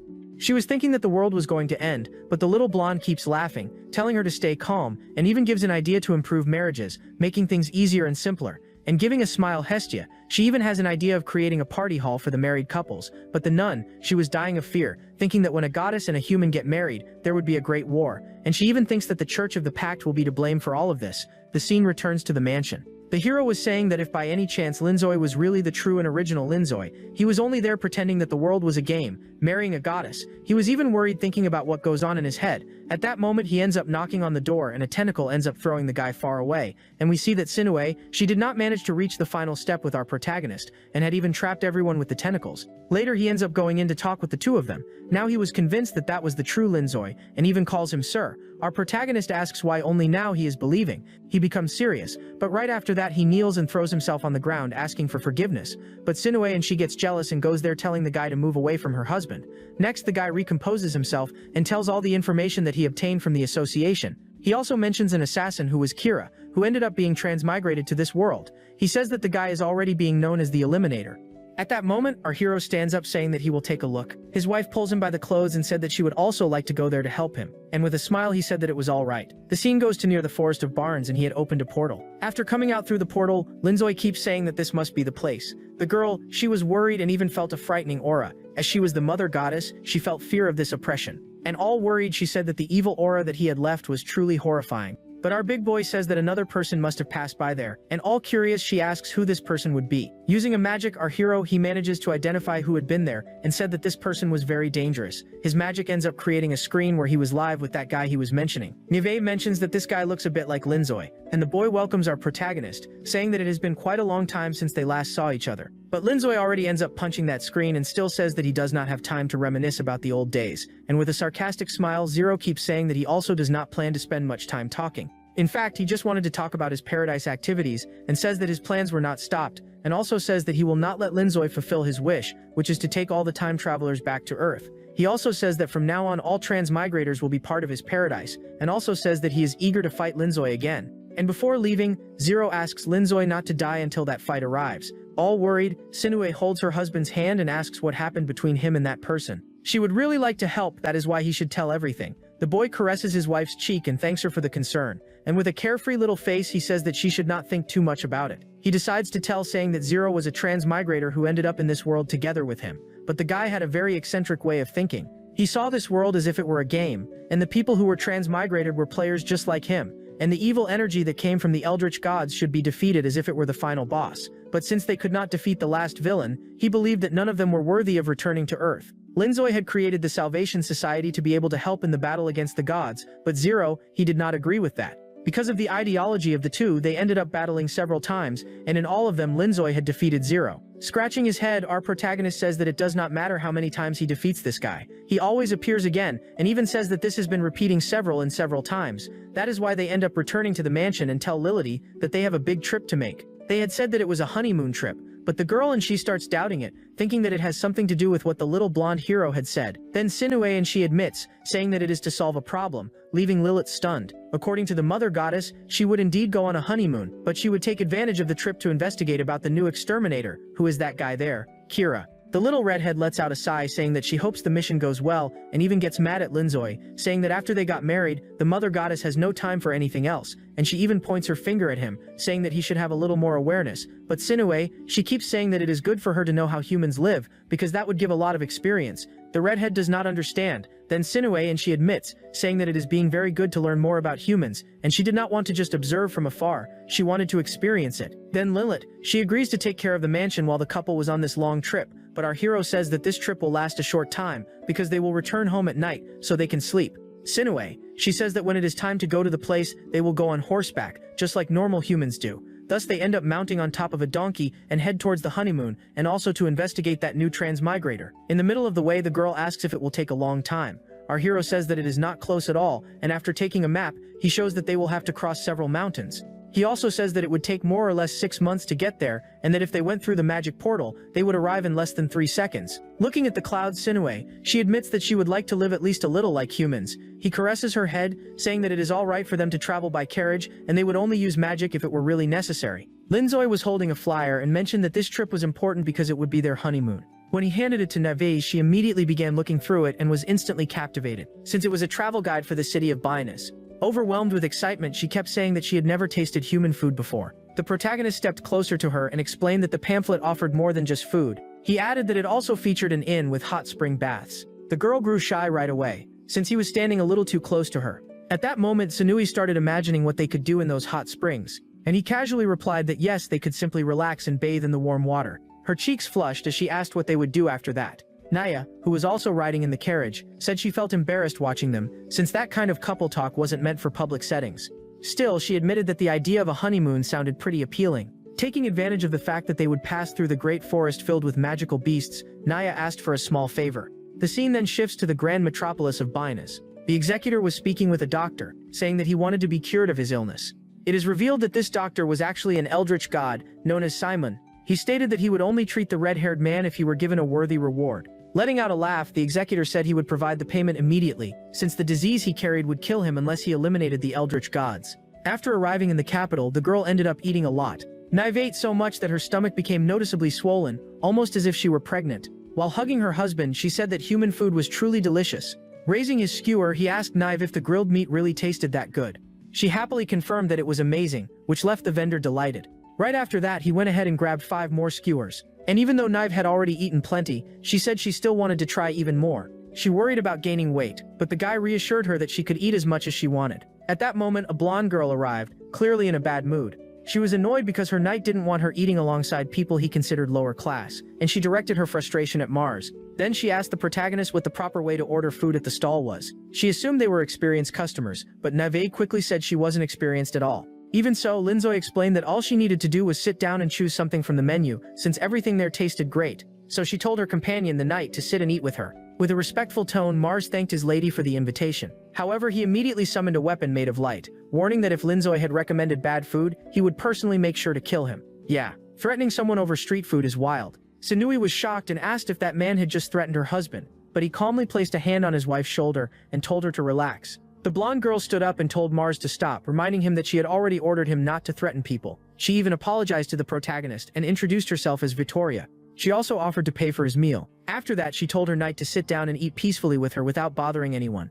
At that moment, the skewer stall owner was trembling with fear, asking if that knight would beat him up if the young lady didn't like the food, and Mars bluntly replied that yes, if his lady wasn't satisfied, both the seller and the cook would have to deal with him. However, Linzoy reassured Mars to stay calm, saying the food there was genuinely excellent. After finishing the skewers, Linzoy stood up and said it was time for them to leave, since they needed proper rest, especially because the next day was going to be great. After all, he wanted to enjoy the trip to the fullest. Once they arrived at the inn, Sunui asked if they could have a pillow fight. She even said she would invite Lilith and Na to join them. The boy didn't pay much attention and simply said that sounded like a good idea, but she suddenly stood up, pouting angrily, and asked why he was acting so distracted. He then revealed that he had actually been thinking about Vittoria and Mars. With a curious expression, Nave asked if something had happened with them.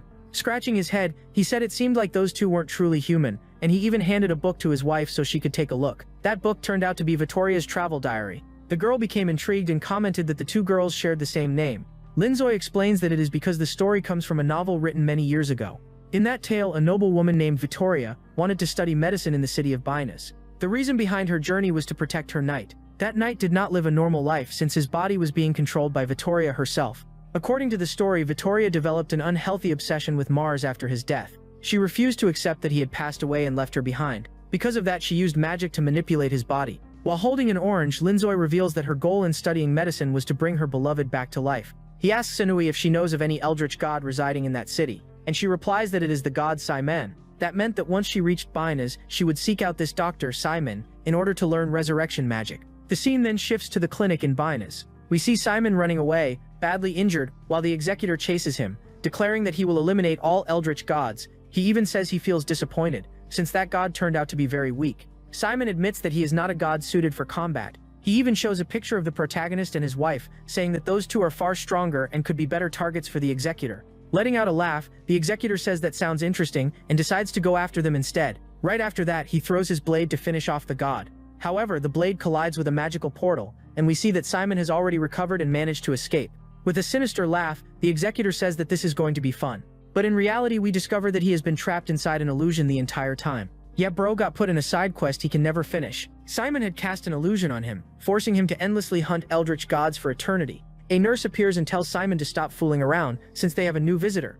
As he stands up, Simon replies that he is not joking at all. He even tells Mecca, his nurse, that the red-haired boy suffers from a condition where he will die if he does not hunt eldritch gods. That is why he placed him inside the illusion, leaving him trapped there. This explanation leaves the woman looking completely bored. Right after that, he goes to meet the next patient, and along the way he comments that it would actually be convenient if that executor really did kill the other gods.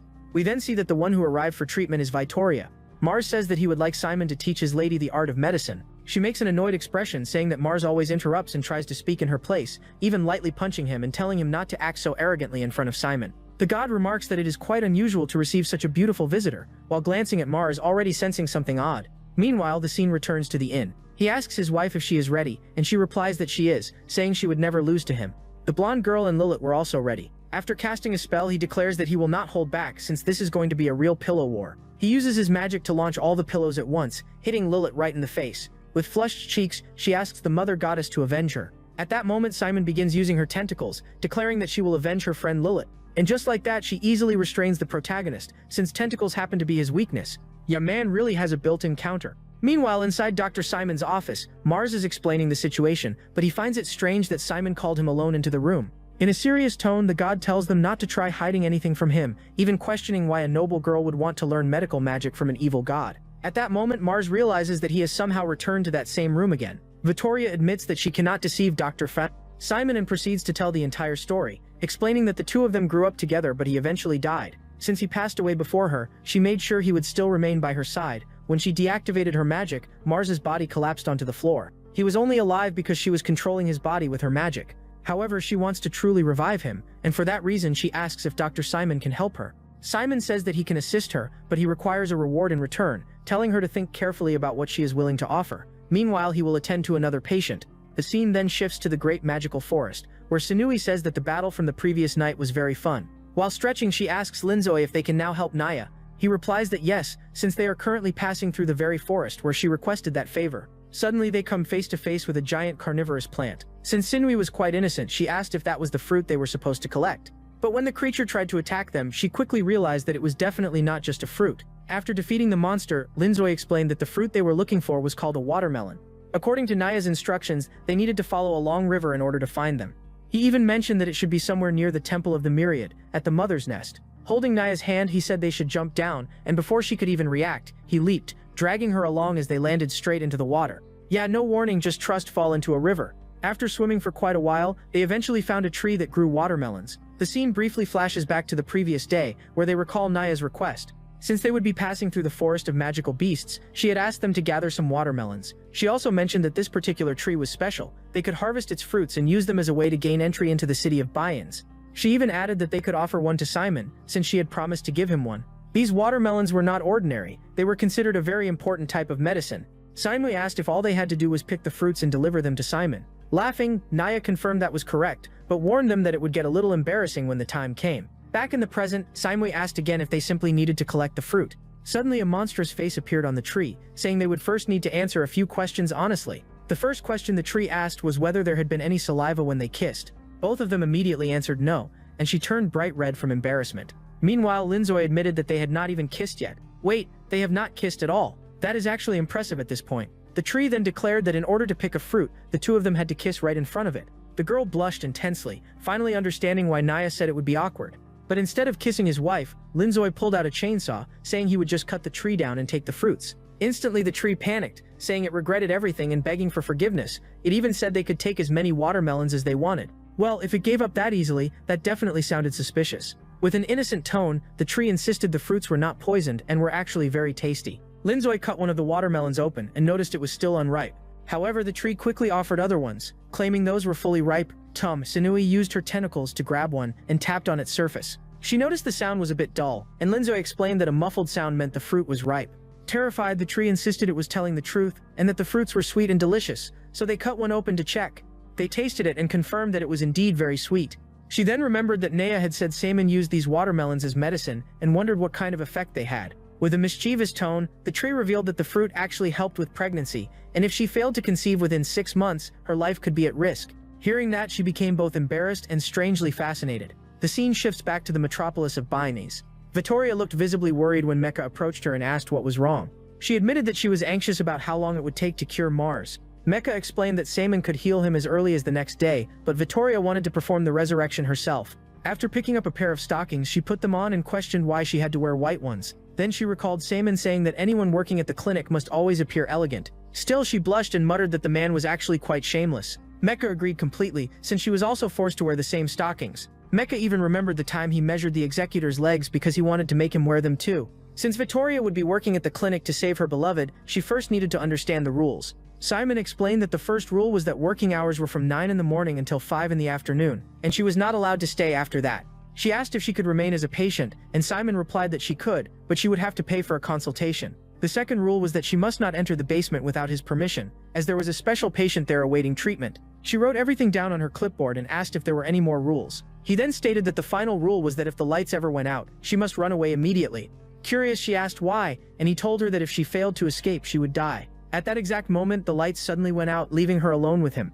She panicked and asked where she was supposed to run, but suddenly someone grabbed her arm. It was Mars, emerging from a magical portal. He quickly pulled his lady outside. With tears in her eyes, she asked if he was all right and whether he had already been resurrected. Slightly injured, he told her not to worry about him. As she tried to understand what had just happened, Simon appeared before them, with a tentacle emerging from his body. He explains that the situation involved only a single patient who had a brief outburst, but once the medication arrived, he would calm down. Meanwhile, they were transporting a carriage loaded with watermelons. The girl looked worried and asked Linzoy if this shipment would actually work, and whether they would be able to enter the city. She also complained about an itching sensation in her stomach, which made him concerned. When he used a detection spell, he noticed that her abdomen was being influenced by a strange form of magic. As a precaution, he decided it would be best to remove it as soon as possible. At the same time, a group of bandits spotted the approaching carriage. Watermelons were a valuable commodity for resale. One of them even said he could earn enough money to pay for surgery and get rid of his tentacle arm. But then the protagonist suddenly appeared beside them, asking what kind of doctor they were planning to hire. They were completely startled and questioned how he had gotten so close so quickly. Without wasting any time, one of them immediately tried to attack him. Linzoy stated that the man's body carried traces of eldritch power, and with just a flick of his finger, he severed all the tentacles. Sinui confirmed that it was indeed a form of dark power, while the man trembled in pain. Another bandit in the back grew frightened and asked their leader what they should do to identify that magic. Asu then began casting a spell. It was a detection ability, and she wanted to trace the origin of the dark energy within the tentacle. She sensed a very strong presence of black magic, and realized it belonged to Rian, an eldritch goddess. Linzoy questioned what the dragon goddess had to do with all of this. Right after that, he cut off the other arm of the bandit and handed it to Nive so she could examine it. At that moment, she activated her analysis spell and discovered that it was linked to the ancestral god Hutos. However, those two bandits did not seem to be followers of those deities, which made the situation even more suspicious. So the protagonist said it would be easier to just ask them directly, which terrified the bandits. In a threatening tone, Linzoy demanded to know how they had obtained those cursed limbs. Shaking in fear, they explained that a doctor had performed a transplant surgery, and that many people in the city of Binds now possess those tentacles. Linzoy asked for the name of that doctor, but they said they did not know. The only thing they had heard was that this doctor was planning to create a complete king. The scene then returns to the metropolis of Binds, focusing on the door to the basement that Simon had forbidden anyone from entering. He was laughing with satisfaction, even saying he could not wait for the birth of the gods. Meanwhile, Linzoy was extremely curious about what was really going on. They already suspected that Simon was the one who had implanted those tentacles into people. From what it seemed, he was trying to seize the authority of other evil gods. Sinui commented that Simon always appeared cheerful in front of others, but he was deeply mysterious. Linzoy admitted that he had met him before, yet he had seemed so discreet that he never raised any suspicion. So he asked Neve if she knew anything more about Simon. She explained that a long time ago Simon actually had the appearance of a woman, but later took on a male body. At that moment, Simon was in the basement speaking to a woman inside a tube, asking about the condition of the child. Placing his hand on the glass, he called out to Dr. Simon, telling her to wake up. The woman slowly opened her eyes. She coughed up liquid, and then asked how much time remained before the baby would be born. Simon replied that only a few days were left, placing his hand on her stomach. She said that as long as they could obtain the authority of Shivani, she would be able to create more gods. Yeah, that is definitely not a normal medical plan. It becomes clear that Simon is planning something extremely suspicious, although the full extent is still unknown. At that moment, the protagonist arrives at the city gates alongside his wife. The guards ask what the two of them are doing in Binds. He explains that he brought watermelons in his carriage to sell to merchants. One of the soldiers says they can enter and even mentions he will take one. However, Sinui protests, saying those watermelons are meant for selling, but the protagonist tells her not to worry, saying it is better to let them have one. He then picks up a watermelon and hands it to the guard. The man suddenly extends a tentacle-like hand, and the grotesque limb remarks that the watermelon looks delicious. Neve covers her mouth, trying to hide her shock. When they look around, they can sense multiple sources of dark energy. It seems that the entire city of Binds has already been completely contaminated. Back at the clinic, Vittoria becomes curious and decides to investigate further. Mears tells her not to do it, but she tells him to be quiet, saying that as long as they act like patients, they can move freely around the clinic. Even though Simon warned her not to enter the basement, she reasons that she could at least open the door and take a quick look. and that is exactly what she does, saying she wants to gather more information. With a clever smile, Vittoria remarks that the rule is actually quite simple. She was forbidden from entering the basement, and there was no rule against her just taking a quick peek through the doorway. When she looked down below, she witnessed a truly disturbing scene. A woman was restrained on top of a table. Mars pointed out that the woman looked strikingly similar to Dr. Simon. That was indeed the case. Could it be that he had a twin sibling? But just by observing her, it was clear that her aura was far more overwhelming. Then from the shadows, someone appeared and confirmed they were correct. The one standing there was Simon himself, who remarked they would not receive any reward for figuring that out. Holding a cup in his hand, he commented that Miss Vittoria was quite the troublesome one. He even asked if he had not already explained the rules to her. Caught within those sinister tentacles, she argued that she had not broken any rule at all. He had only said she could not enter the basement without permission, and nothing was mentioned about simply peeking through the door. However, he countered by saying that she was already inside the basement now. Without missing a beat, she replied that he was the one who dragged her in. So technically that would count as permission from the doctor himself. Since she was a patient, she added that she had the right to wander around the clinic, even pulling out a small pouch of money. Tossing the bag of coins onto the floor, she declared that this was her payment. Right after that, she politely asked Dr. Simon to release both her and Mars. At that moment, the woman on the table rose to her feet and told Dr. Simon to let them go. He agreed and even addressed her as Dr. Simon. And just like that, he lowered the two of them back onto the ground. Vittoria looked stunned and asked if that woman was the real Simon. The woman confirmed it and even complimented Vittoria for being so perceptive. Then the blonde girl began explaining her situation regarding Mars. The doctor stated that reviving her companion would be entirely possible. However, that alone was not what the blonde truly desired. She wanted the power to become an eldritch goddess and turn Mars into her familiar. Only then could she remain by his side forever, since they had promised to spend a lifetime together. Not too far from there, the protagonist commented that Binez always gave off the same unsettling vibe. Sanui grew curious and asked what he meant by that. Linzoi explained that the place was essentially a full-blown nest of evil deities. Even so, he reassured his wife Neva not to worry, since Binez had always been prone to dark disasters, and it was not their fault. Knowing that all of this was caused by Simon, Neva asked if they truly intended to deliver those watermelons to him. At that moment, the blonde hero appeared, the sword hero, stating that the corruption of the evil god had already spread to nearly everyone in the city, and he had obtained new information. According to his secret investigation, he had managed to make contact with the so-called power of the king, and it became clear that he himself was also affected by the tentacle curse. She even asked Mr. Hein, which was the hero's name, whether it was safe for him to be contaminated. Holding onto the tentacle, he admitted he could not avoid it, and ended up afflicted by the curse. He added that this curse had been brought by Dr. Simon, and vowed to put an end to this so-called king's power. But seeing that he could not even protect himself, Sanui started doubting whether he could actually accomplish anything. Yeah, confidence level not looking great. The protagonist stated that Simon alone would not have been able to spread the curse so quickly, and likely had assistance from the heavens. However, Rian was still investigating further details, so he could not confirm whether the contamination was solely caused by the malicious Simon. At that moment, they began observing the sinister entity looming before the city of Binez. The girl grew frightened and asked what on earth that thing was, and the blonde hero explained that it was the evil force possessing the entire city, and that very power had been placed there by Simon. Linsui then asked his wife if she recognized the creature in the sky, and she said she did, but what shocked her was how such a thing could even be possible. Now intrigued, Linsui urged her to explain immediately. She then revealed that the severity of the situation might go beyond anything they could imagine. At the beginning of this era, after the death of the creator, the first war among the gods took place, though back then, they were not yet eldritch gods. In those early days, the gods were benevolent and fought together against a common enemy. That enemy was the Insane Watcher, a one-eyed monster from the dark side.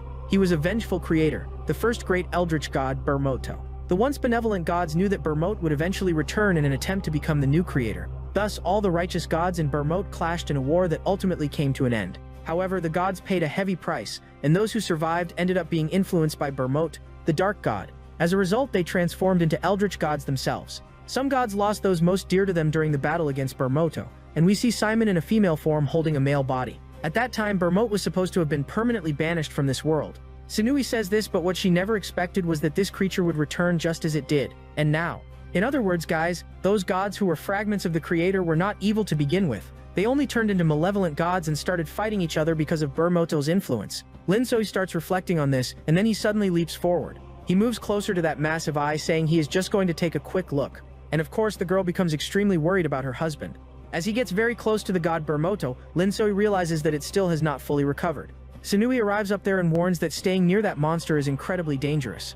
So Linsoi ends up summoning a weapon, and immediately starts poking the creature's eye. And just like that, a massive explosion occurs. But Linsoi explains that this was not the real body, just an illusion meant to scare them.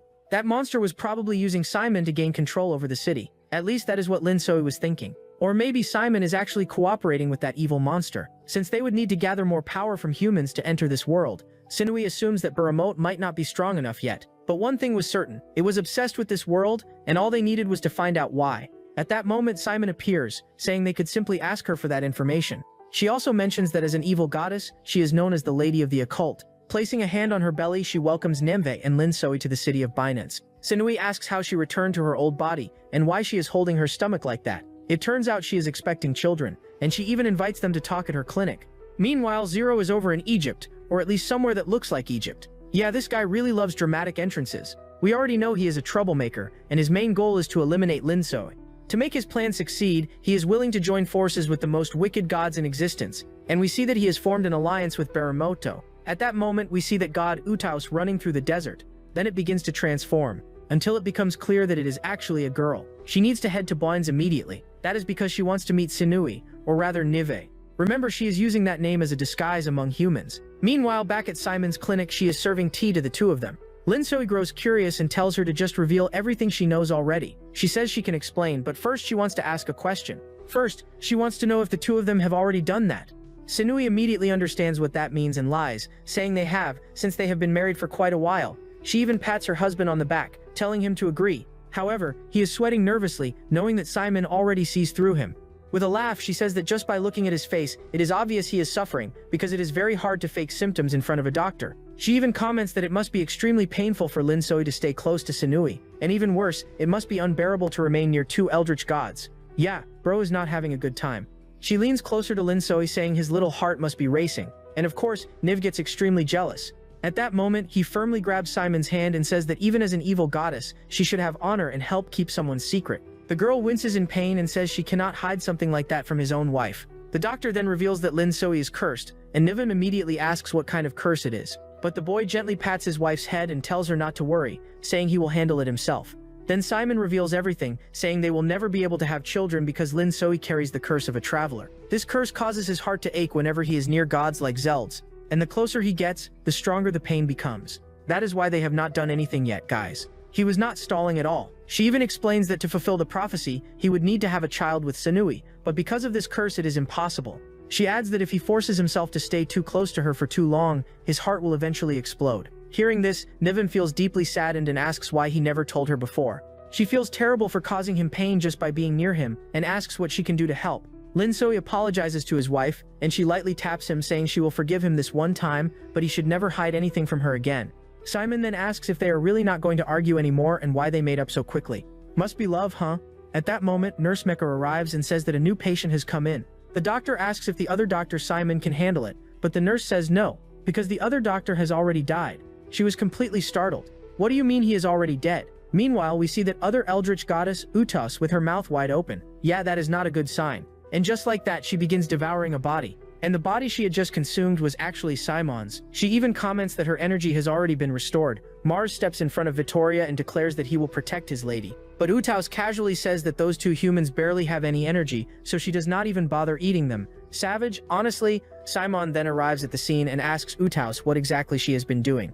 At that moment, Utaos's eyes begin to glow, and she explains that she devoured that other Simon to recover her strength. She even asks for another clone to eat, but Simon grabs her cheeks and instead serves her normal food. After they finish eating, they can talk about the situation she is in, since she first needs to deal with that overly affectionate couple. We see that Neves is deeply in love with our hero, and this leaves Simon feeling extremely embarrassed, since being around such a lovey-dovey couple is just awkward. Only those who have experienced it know how uncomfortable it feels. Everyone there is feeling second-hand embarrassment from the situation. Neva also shows up, saying that they should eat first and talk afterward. She even asks the male Simon to bring her another bowl of soup. The female Simon complains that Naya should not just walk in and treat everyone like her staff. Naya admits that she is no longer an evil goddess. However, she says she can still help resolve the situation, but Simon argues that with Naya's help, things would only get worse. Outside, Vittoria notices that there is a meeting of evil gods happening, and even wants to join, since her wish is to become a goddess as well. The scene then shifts to later, down in the hospital's underground area.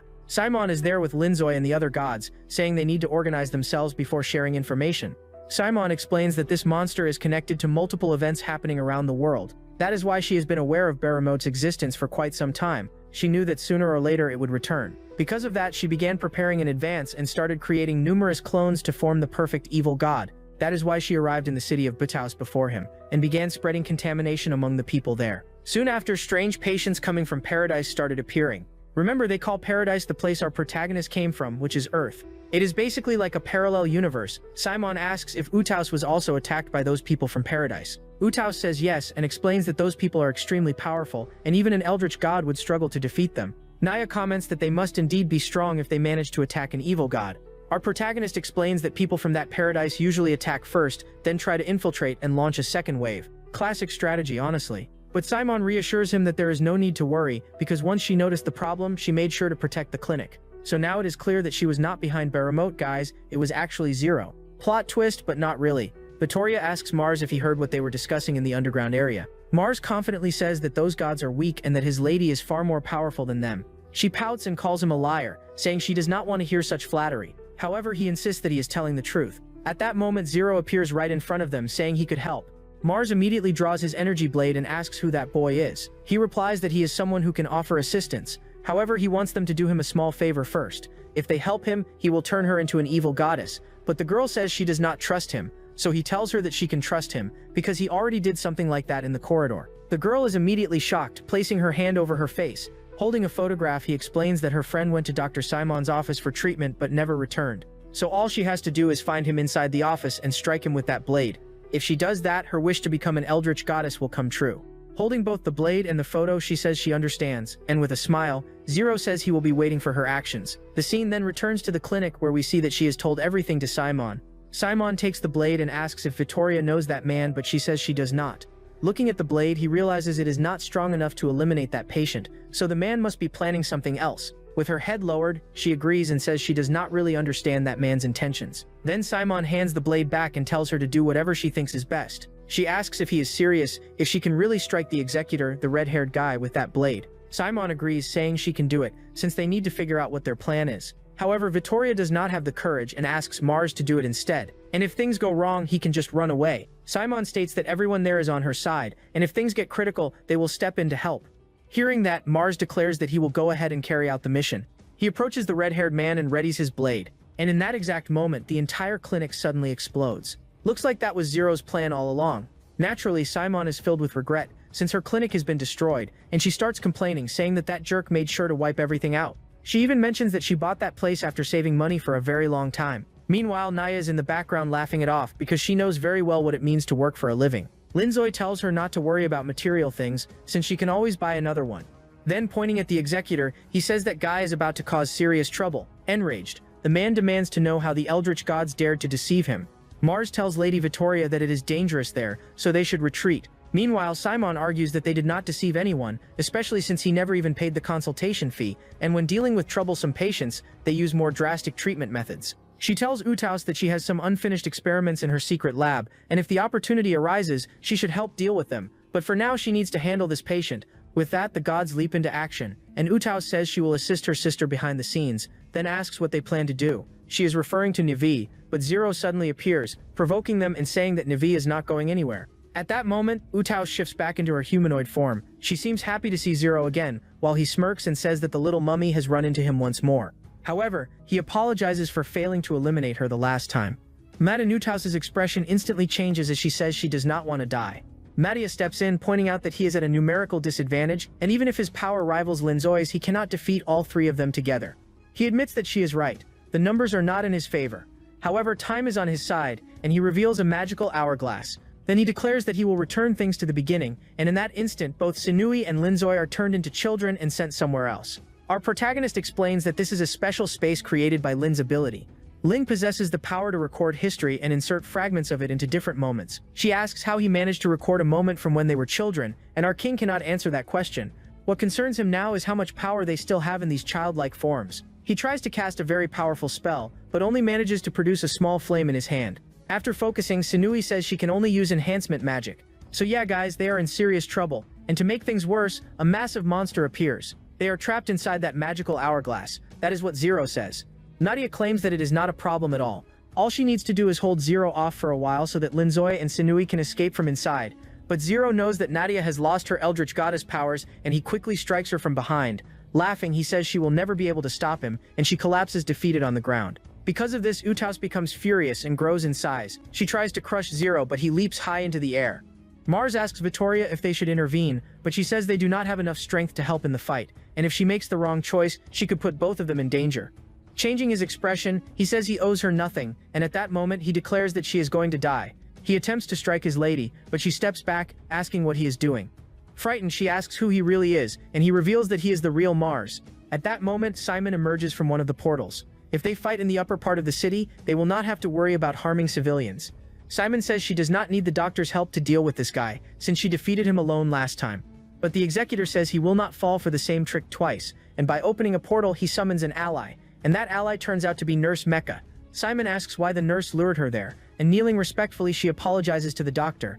Simon wonders if it is because of the white stockings she forced her to wear, but the woman says no, and even admits she actually liked them. She simply reveals that she is a member of Paradise. Then she pulls out a massive syringe and charges straight at Simon. Yeah, definitely not a routine checkup. The executor starts licking his blade, while from a distance Hein watches everything and says it is exactly as Lord Yugal had described. The Order of Heroes is there to try to stop the Battle of the Gods. Meanwhile, inside the hourglass, our hero is struggling to survive. He asks Nive whether she can actually use her power, and with confidence she tells Linzoi to leave it to her. With her fist clenched, she activates a strengthening spell and delivers an incredibly powerful strike. That hit is so strong, guys, that it completely destroys the monster. And just like that, it gets blasted far away. Full of pride, she says the problem is solved, and he asks, what kind of enhancement magic is that? She replies that she only boosted her power a little. Clapping his hands, he realizes just how strong his wife truly is. She asks if they are going to leave now, but the boy says there is no need to rush, since they can make use of this place. They are in a location where time does not exist, but Sinui looks completely confused. That means even if they spent 10,000 years here, no time would pass outside. This is also the place where Zero stores the fragments he has collected, so from here they can travel back into the past. Zero comments that Utaos is being overly cautious, but the mummy girl argues that she is fighting carefully because her opponent is very quick at hiding. She is also being careful not to step on people, and with a flame in his hand he says he does not care about innocent lives, but Utaos gets extremely angry and declares that she will not tolerate that. The hero asks Lord Yugal why he has not appeared yet. Inside the hourglass, our protagonist picks up a time machine, and it turns out to be nothing more than a desk. Yeah, totally normal time travel device. Sinui cannot understand how that thing is supposed to send them through time, and he explains that it is simply a device capable of opening spatial portals. By entering the drawer, they can access a time paradox. He even remarks that, as expected, getting there was quite easy. They return to their original forms, and she loses her balance, falling on top of him. But at the last second, the guy manages to catch his wife, and Linzoi definitely came out winning in this situation, guys. Of course, she gets flustered and starts talking quickly to change the subject. She asks how exactly they are going to travel through time and why they would even do it, and he says there is a very reasonable reason for it. He wants to remove the curse from his heart so they can finally have a child together. He explains that he will travel through Nefi's past timeline to discover why the creator split into fragments and turned them into evil gods. Holding her hand, he says that once they uncover the truth and solve this issue, they will be able to live happily ever after. But she becomes sad, saying that the Linzoi from the past would not recognize her, yet he replies that his past self will probably like her, since the present version already does. And if she manages to discover the cause of his curse, they will finally be able to have a child. The girl becomes extremely shy because he said that twice in a row. Laughing, he hugs his wife and says he hopes she can resolve this as soon as possible. Yeah guys, it seems our boy is really looking forward to, well, you already know. Meanwhile, we see Naya badly injured, complaining that this body is far too weak. Someone appears and asks if she has finally woken up. She says that Zero managed to escape with Linzoi and Niven inside the hourglass. When at the same time we see that our dear Niven has arrived in our hero's world. She looks completely human now, without horns, and she is fascinated because this is her husband's timeline. He is still in high school, so she heads over to the school. Disguising herself as a student, she says that she has finally found him. He is sitting there on the rooftop reading a book, while she tries to act as sweet and charming as possible. She calls out to Linzoi, but our guy barely pays her any attention. She smiles at him with an adorable expression, trying to make him fall for her. But the boy simply covers his face with the book, and she gets annoyed, saying he should not ignore her. With a bored tone, he tells her not to bother him because he was sleeping. If you notice, the cover of the book he was reading actually had Sinui on it. She gets irritated. She says this is frustrating, since he does not even know her yet. So the girl decides to try seducing him, and asks if he wants to do something together. When he turns away, she says she will tell him a secret. In truth, she is his future wife. The boy simply stands up from his chair with a bored expression, while she lets out a small laugh. However, another girl suddenly appears, telling Nivid to wait a moment. She says she arrived first, and that Linzoi belongs to her. Wait, what is going on here? Linzoi explains that other girls also claim they will be his future wife, so he is already used to being chased like this. The blonde girl says she has known Linzoi for 5 years and that he promised she would become his wife. Meanwhile, the black-haired girl says she has known him since childhood, for over 10 years, and that she will definitely be his wife. And it is not just them guys, there are even more girls claiming they will marry him. The guy even has a fan club, and Nivid realizes that winning his heart is going to be very difficult. The girls tell Nivid she can join the fan club too, since the line is already pretty long. The boy says he is not interested in those girls, and even turns his back on them. He does not like easy women, so he quickly says his goodbye. Not only is he popular, but he has attitude too. However, Nivis suddenly uses her tentacle powers. The guy is shocked and asks what that is, and she says he has no choice but to be with her, whether he wants to or not. The other girls start wondering what those strange tentacles even are. The blonde even starts wondering if she might be dreaming. Meanwhile, Linzoi is in Niva's past timeline. He places a hand on his head, questioning why his memory feels a bit scrambled. At that moment, a goddess in the distance asks if the boy is feeling sick. He replies that he is fine and thanks Lord Rudin for the concern. She explains that the Council of Gods deliberately invited many humans. To ensure their well-being, she was assigned to supervise them. He says they are almost there, and that this grand event will determine the world's fate for millennia. The girl agrees with him, and at that moment, the past version of Sanui appears, asking Ri if there is still any ham on the ship. And just like that, our hero ends up seeing his wife. With an innocent expression, she asks why that human is there. Meanwhile, back on Earth, the girl goes into our hero's room and starts going through his phone. She is trying to learn about that world and ends up discovering the full truth. But then she stumbles upon hentai videos, and he quickly tells her to stop watching that kind of stuff on his phone, while she insists she was just curious. She notices he is still tied up, and immediately extends her tentacles. After freeing him, she comments that his world feels very restrictive, while he responds that she is the strange one here.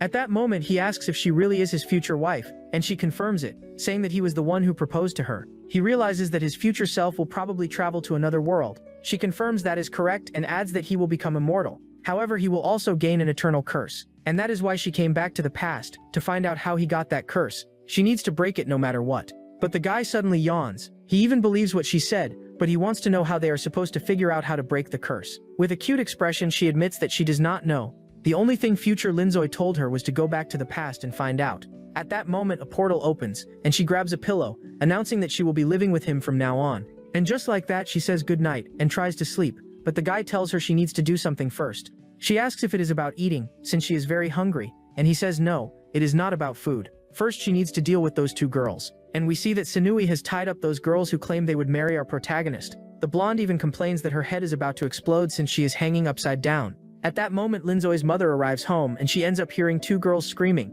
It even sounds like he is doing something very questionable to them. Yeah, this looks terrible out of context. You already know what that implies. His mother is completely shocked. Later, he tries to explain things to his mother and ends up telling a small lie, but his mother becomes happy, saying her son has grown up too fast. No mom, it is not what you think, I swear. With a gentle smile, Sanui assures his mother that she will be careful not to get pregnant, and the guy immediately gets annoyed, telling her not to make things worse.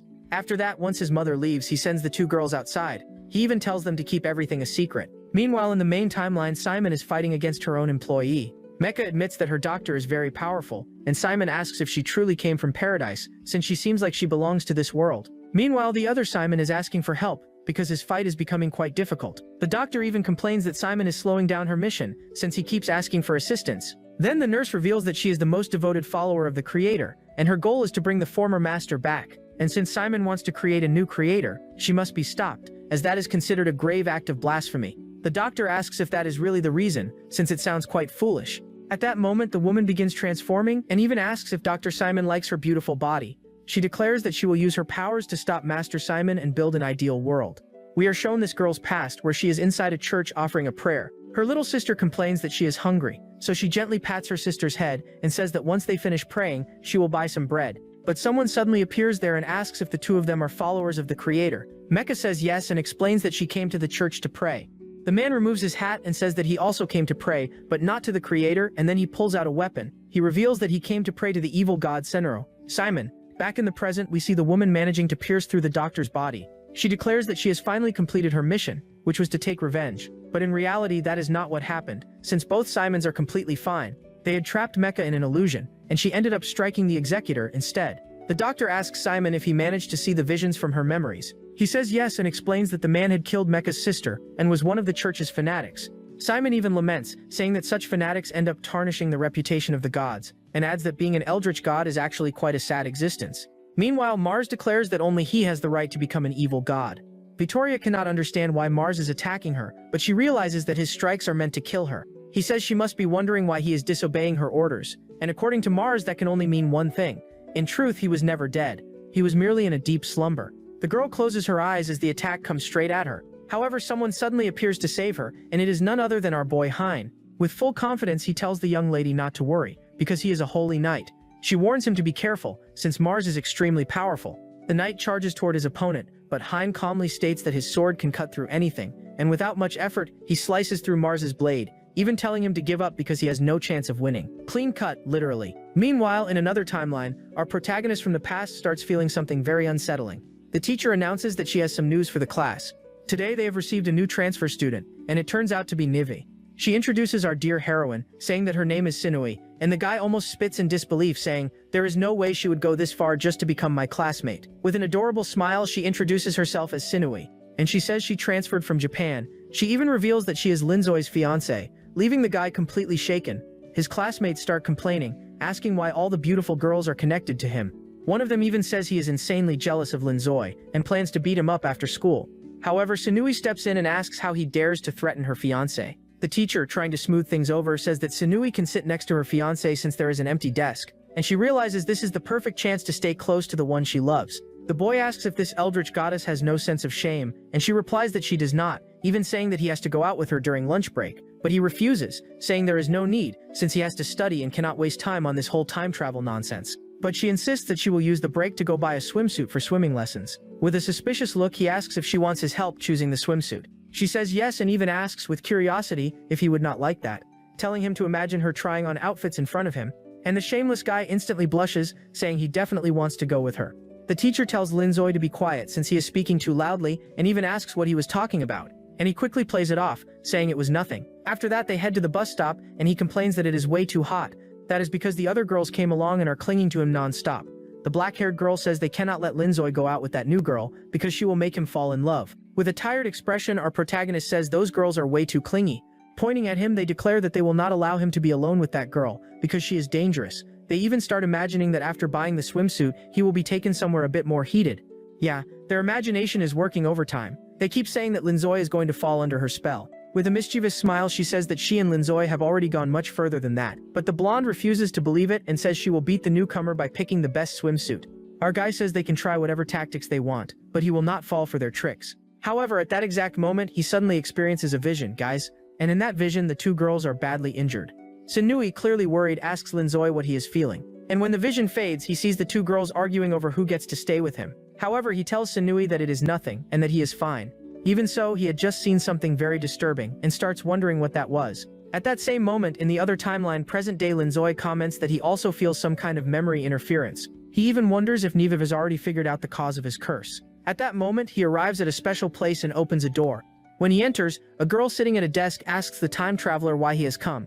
He is standing before the great creator, guys, the supreme goddess who created the entire universe and summoned the time travelers. Wearing a hood, she says she already knows exactly why he is there. And the guy is immediately shocked, asking, "What do you mean you already know?" And at that moment, we see that the creator goddess is actually Lilith. At this point in the story, my brain is already melting. Guys, she makes a sad expression and says she did not like that Sinui left her to stay with the young master.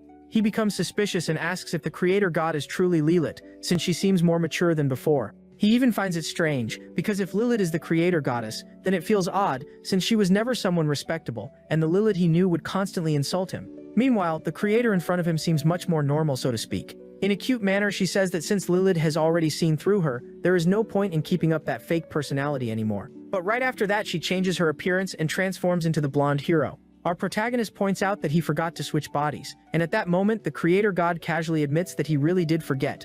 And we see that the body is Lilith's, but the head belongs to Hein. Yeah, that combo is cursed. At that moment, Saiman enters the creator's chamber. She explains that as Lilith can see, the creator has fallen into an endless state of confusion, a complete madness.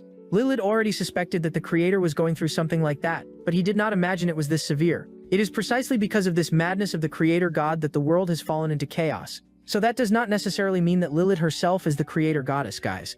At least that is what it looks like, since the being there is so unstable that it can take on any form. Even Saiman mentions that the creator goddess has the ability to become anyone. However, she has become so insane that she can no longer tell who she truly is. Simon then invites Lilith to talk outside, so they head over to a garden. Lilith Zoe says he is going to be completely straightforward with Dr. Simon. Keep in mind, guys, they have no knowledge about time travelers. They only know about people coming from what they call paradise, but they do not realize those individuals can become incredibly powerful. So he reveals to the past version of Simon that he is a time traveler, and that an enemy, the evil god Buramoto, will return and bring destruction. The woman is shocked, and he explains that the main reason this monster will start a war is because the creator god has fallen. She is stunned and asks how he knows all of this. He says it is because he came from the future, and everything he is saying has already happened. She even thinks he sounds a bit foolish for saying something so absurd, but because Lilith Zoe speaks with confidence and possesses great power, it becomes easier for her to believe him. Back in the present, we see that Utas and Naya are both injured, and Simon arrives at the scene. Naya starts complaining, telling Simon to stop talking nonsense and help already.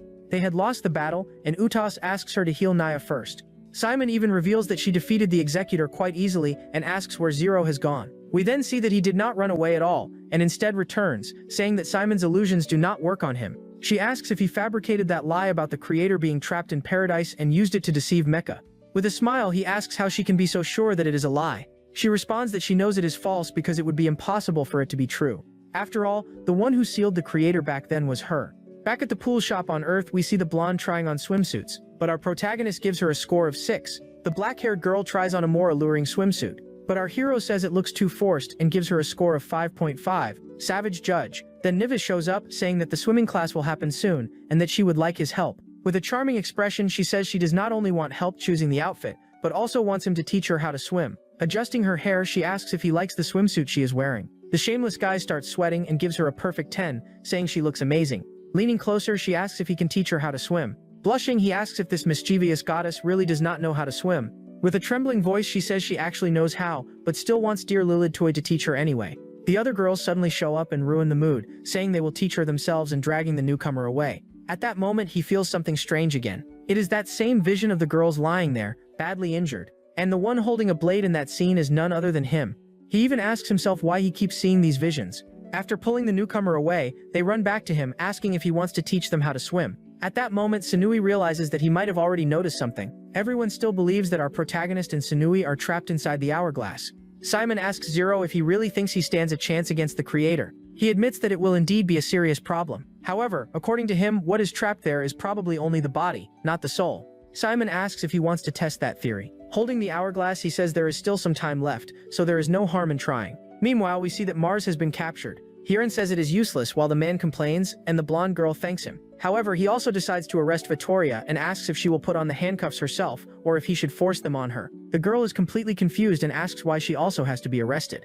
According to him, it is because she and Mars do not truly exist in this world. They are merely characters from a story. The girl gets angry and says that is absurd, because she definitely exists. He restrains her and explains that someone with immense power brought her, a character from a story, into the real world, and until they uncover the full truth, the Salvation Society must detain her. He uses a magic spell to contact Jaeger, telling him that his mission has already been completed. Back in Lilito's past timeline, he is still talking with Simon, and he comments that the creator's situation must be extremely difficult. Simon replies that the arrival of a time traveler only makes everything even more complicated. She even wonders if that means the creator's fate was already sealed. He explains that in the future, the creator will disappear and summon heroes from another dimension to save the world, especially since the fallen gods ended up becoming corrupted, and he even says that, in his opinion, she and the others have already turned into evil gods. She responds that the creator goddess is the foundation of everything, and if she has gone insane, then the lesser gods like them would inevitably become corrupted as well. With a saddened expression, she asks, who could possibly be capable of attacking the creator god? The guy scratches his head and says that maybe it was him, and of course, she was completely shocked. In fact, what he wanted most was to prevent travelers from being summoned to other worlds. And perhaps he attacked the creator because it was precisely she who summoned the humans from Earth to this fantasy world. So, the only way he could imagine stopping that was by trying to defeat the creator. The problem was that he did not know the creator had become completely insane. Meanwhile, back on planet Earth, Linzoy was in the pool together with Niv. It was very strange that this girl had appeared out of nowhere and said that she would marry him in the future. However, she was very beautiful, and the big guy was gradually starting to fall for her, because it would be very difficult to resist a waifu like that. He asked the mother goddess if she knew anything about the vision he had seen, and making an adorable face, she asked why he was only seeking her help now. He wanted to know what was happening and why he was having these illusions. The girl then stood up and said that she would help Linzoy see the whole truth. As she approached him, she asked if he was prepared for his world to be turned upside down. At that moment, he began to feel intense pain, and his mind was teleported to a completely ruined world with a gigantic tree. He asked what that was and why the city was in complete ruins. Sinui then revealed that in 3 days this world would enter a global apocalypse. She pointed at that tree and said that it was an extremely supreme evil god that had destroyed all of humanity. And she even said that in the future he would become a time traveler to stop that evil god. She said that she came from that future where he would marry her, and the reason she had returned to the past was to discover who had cast the curse on him, because they could only save the world if they had a child. But because he was cursed, he could not get close to her. And she also said that she could not wait to send him back to his true home, so that they could live a happy life together. After that, Sinui stopped that illusion magic. They returned to the pool. Still somewhat doubtful, Linzoi asked if it was true that the world would end in 3 days. At that moment, those 2 girls who were in love with him appeared and even said that that white-haired brat was hugging Linzoi. Meanwhile, in the timeline of our protagonist, the true timeline, he felt as if the memories from Sinui's other timeline were collapsing. He also remembered his friend, that blonde saint girl, saying that he would need to find a way to bring all of them back home. He needed to uncover the mystery of who had placed that curse on his heart, the one that prevented him from getting close to the gods. So he told Seiman that he had an idea for solving the whole problem. But for that he would need Niv help. The truth is that Niv still did not really know him yet, guys. So they ended up going down to the lower deck of the ship. Niv was eating a delicious meal. Seiman said that she needed to introduce someone to her, and full of curiosity Niv asked who it was. At that instant, Linzoi appeared and introduced himself to the mother goddess Nive. Sinui asked who he was. Then she remembered that she had already seen him the previous day when he was near the ship. But the big guy said that he had known the goddess for much longer than just since yesterday. As he approached her, he said that he was a time traveler and that he had come from the future. In a very respectful manner, he said that he was married to the mother goddess, Sinui. She could not understand anything. And feeling extremely embarrassed, she put her hand over her mouth and asked, "Were we really married?" And even scratched his head and said that it was probably true, that he was not lying. Then he revealed that he wanted Niv's help with something, and with a confused expression, the girl said that she did not understand anything. And with a smile he said that she did not need to worry, because he would explain everything properly. After he talked to her, the girl would end up forgetting everything because he would return to his own timeline. He explained everything, guys, saying that he had been sent to this world, that he came from Earth, that he had a curse, that he could not get close to her, and everything else. Meanwhile, in Sinui's timeline, where she had traveled back to the past on planet Earth, she was also trying to convince Linzoi to discover the reason behind that curse. She asked if he had really believed her, because he seemed very calm about the whole situation. At that moment, he offered her a cute little can of soda. She thanked him, saying that he was very kind. At that moment, he asked whether there was no other way to save her world. But the girl said that unfortunately the apocalypse was unavoidable. The author was really inspired on this day, huh guys? She hugged the big guy, and he became very shy, and she said that the only way they could save the world was by having a child. And while whispering in Linzoi's ear, she said that this was the only reason she had come to Earth. Yeah, it looks like this boy is going to get lucky, huh guys? Meanwhile, back in Linzoi's dimension, they were preparing for a surgery. Simon put on the gloves and picked up a scalpel,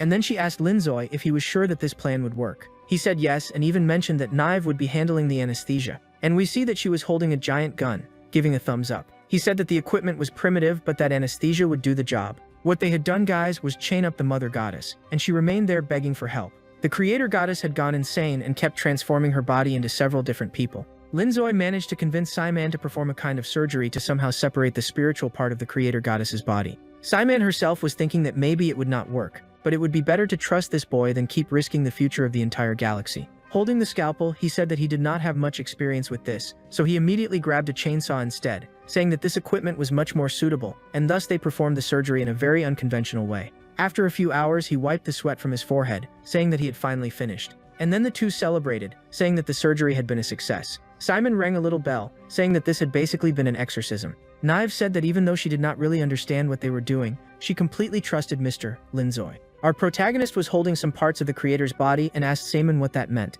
She explained that what he was holding was the main part that had been removed from the creator's body. Then Linzoi asked if she could take care of that main part, catching the doctor by surprise. He said that it was because in the future she had always kept the creator's body close to her, which was why he trusted her. Of course, the girl felt somewhat awkward, since taking care of the creator's body would be a huge responsibility. But at that moment, the dragon goddess arrived there, catching them by surprise. They immediately did not know how to react. And then the dragon goddess saw Mother Creator lying on the stretcher covered in blood. She told Rui Jin that she could explain everything that was happening. But of course, the dragon goddess became extremely furious, and said that there was nothing she could explain. And she even accused the group of trying to eliminate the creator goddess. She then stretched out her hand and said that they should pay 500,000 gold coins so that she could forget all about it.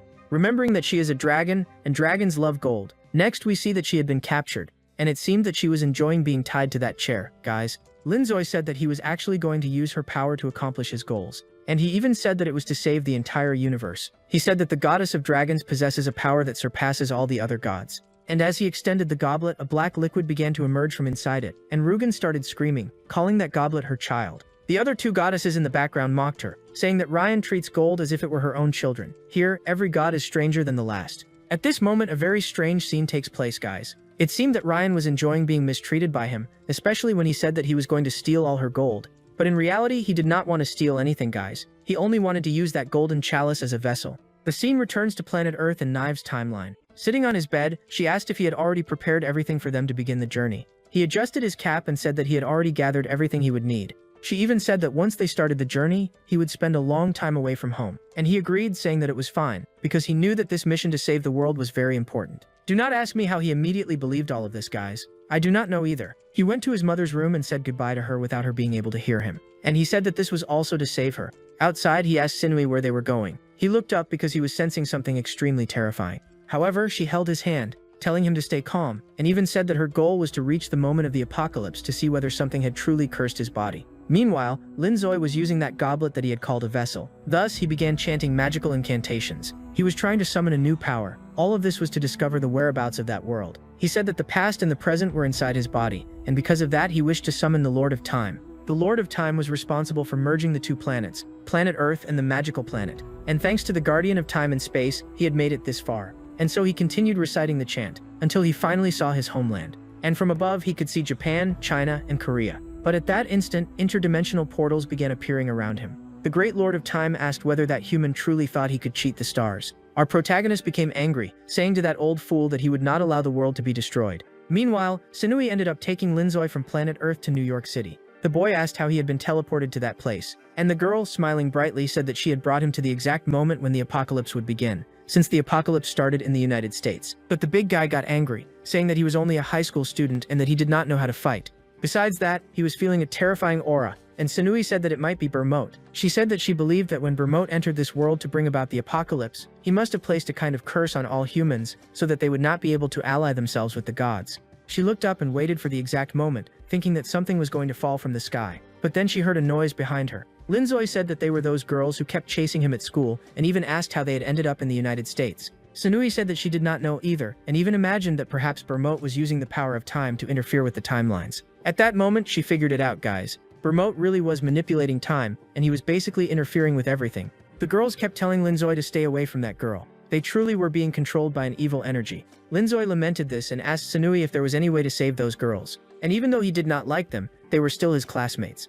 At that moment, Sinui grabbed them with her tentacles and said that she was doing it only to restrain them, so that they would not hurt themselves even more. However, a bald man wearing dark sunglasses appeared behind them, saying that in fact he was not going to let them escape. The guy was standing on top of a helicopter, and when he landed below, he introduced himself by saying that he was the current president of the United States. I think the author must have used some illicit substances while writing this part of the story. It is impossible. Sinui asked whether the president was also a servant of the evil god Bermote. And the man said yes, and even stated that Bermote would bring the apocalypse to Earth. And the evil god had promised that he would save him and the inhabitants of the United States from this worldwide destruction. Linzoi began to understand a little more about what was happening.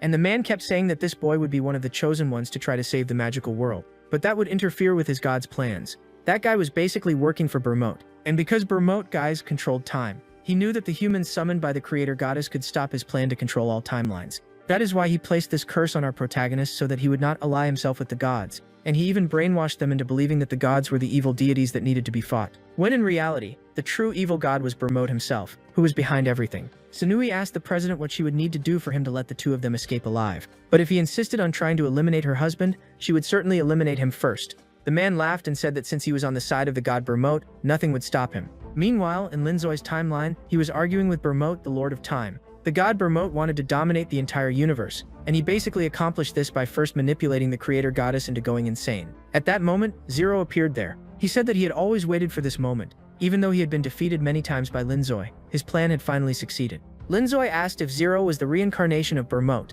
Laughing, Zero said yes and even asked why he thought he had been attacking the gods from the very beginning. And he was also responsible for eliminating several time travelers. He did all of this to create the true paradise, and that paradise would be brought by Bermote. In a serious tone, Linzoi called him a traitor. But Zero kept saying that he had not betrayed anyone. In fact, the creator had been insane all this time, and if she were not removed from power, she would put the entire universe at risk. He even said that, in reality, the time travelers had been interfering with Bermote's plan, and that if it were not for the time travelers, the world would have become a paradise long ago. And in truth, the real traitor was Linzoi himself, who had married gods, who were his true adversaries. However, our protagonist knew that the Eldritch gods were not the true enemies, but rather Bermote. And Zero still kept saying that all this time he had been the one on the right side of history. Our protagonist asked whether he also carried that curse, and Zero said yes, he did. He also could not stay very close to the Eldritch gods, because his heart would begin to hurt intensely, and he even revealed that both of them had this curse, because they were the same person. Just as Linzoi had divided the creator's body, the two of them were also the division of a single being.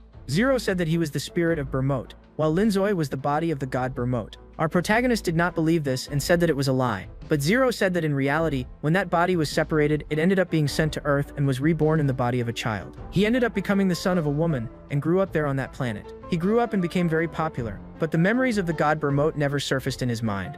In the same way that he was the spirit of Bermote, Linzoi was the body. He had not revealed this from the beginning because he imagined that sooner or later Linzoi would awaken his memories. Yeah guys, this is a huge revelation, but keep watching because it gets even better. Zero began using a dirty trick and started using his transformation power. He transformed his body to look exactly like Sunui's, and said that if Linzoi wanted, the two of them could continue living together for all eternity, without being destroyed. He moved very close to Linzoi's ear and said that it would be a pleasure to be his wife. But our protagonist slapped Zero and said that he would not fall for that dirty trick. Zero laughed and said that it was very difficult to convince his other half that he was wrong. But Linzoi said that it did not matter whether that was true or not. He loved only Sunui, and he wanted to spend all eternity with her. But he also wanted to restore the lifespan of his companions who had been taken from Earth. He was going to bring back all of his companions who had died in this world and give them a new life on Earth, the life they were meant to live. But Zero kept laughing, saying that it was impossible. Even if Linzoi had 50 billion more years, he would not be able to accomplish that goal, because it would be impossible to bring all those humans back to Earth.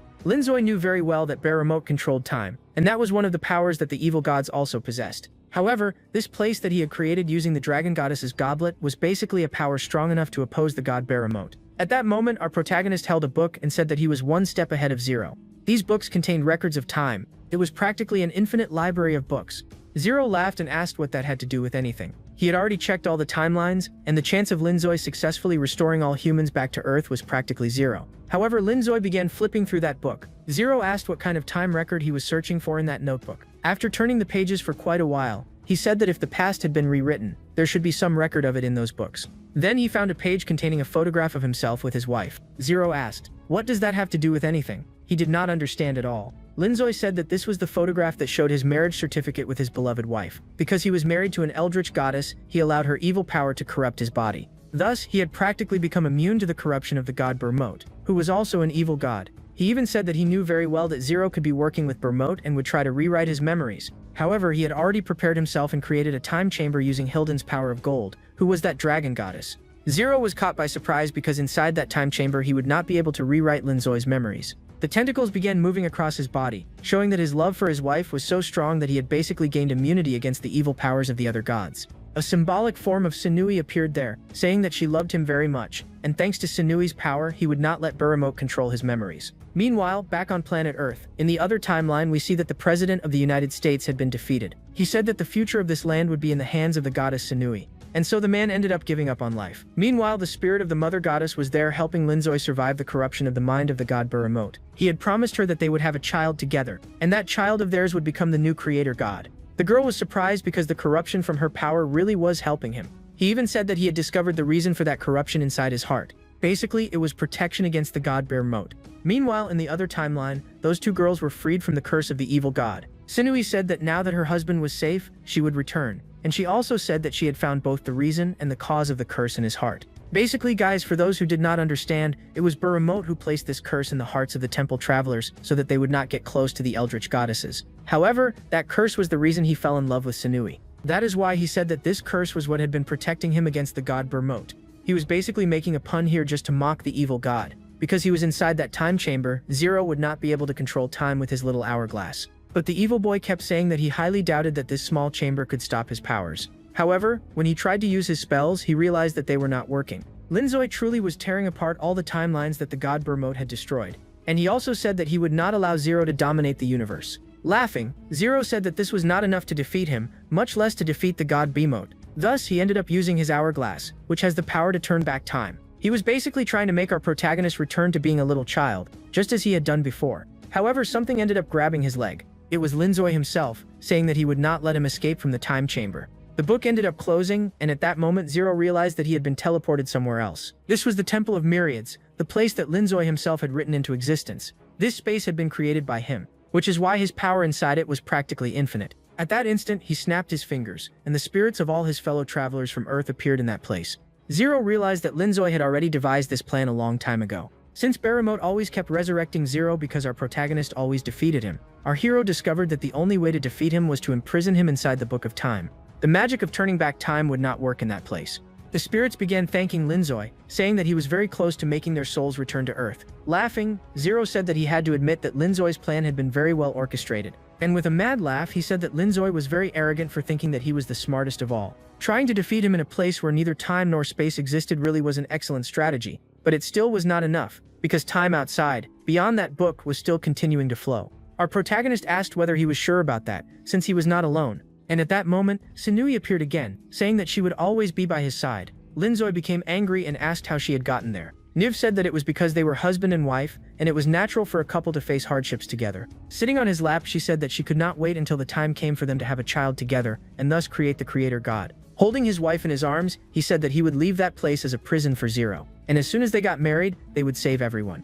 The scene shifts to another timeline, guys. A third timeline. Someone was writing a story, and in that story was exactly everything that was happening. And she said that, in fact, Linzoi ended up kissing his wife with great passion. The one writing that story was Sinui herself. Lilith asked the Divine Mother Goddess if she was writing that story that she had been creating for such a long time. She even said that the story was kind of silly, but Niv became extremely furious because Lilith was saying that her story was not good. She told Lilith to take it seriously, because Linzoi was having a fierce battle against Barremote at that very moment. At that instant, Sinui said that she was going back to her room, and we see that she was holding that exact same book that Linzoi had been holding. She said that after that day, the world forgot Linzoi, and viewed him as if he were a character from a book. But she did not forget. No one remembered Linzoi fighting against Barremote. In the eyes of other people, the time travelers were merely a children's story, but she knew very well that all of it was real. Yeah guys, if you did not understand anything here, do not worry, because I will explain it. In another timeline, it is understood that Sinui was writing the entire course of the story, not Barremote. But from what I was able to understand, that timeline is basically an extra timeline,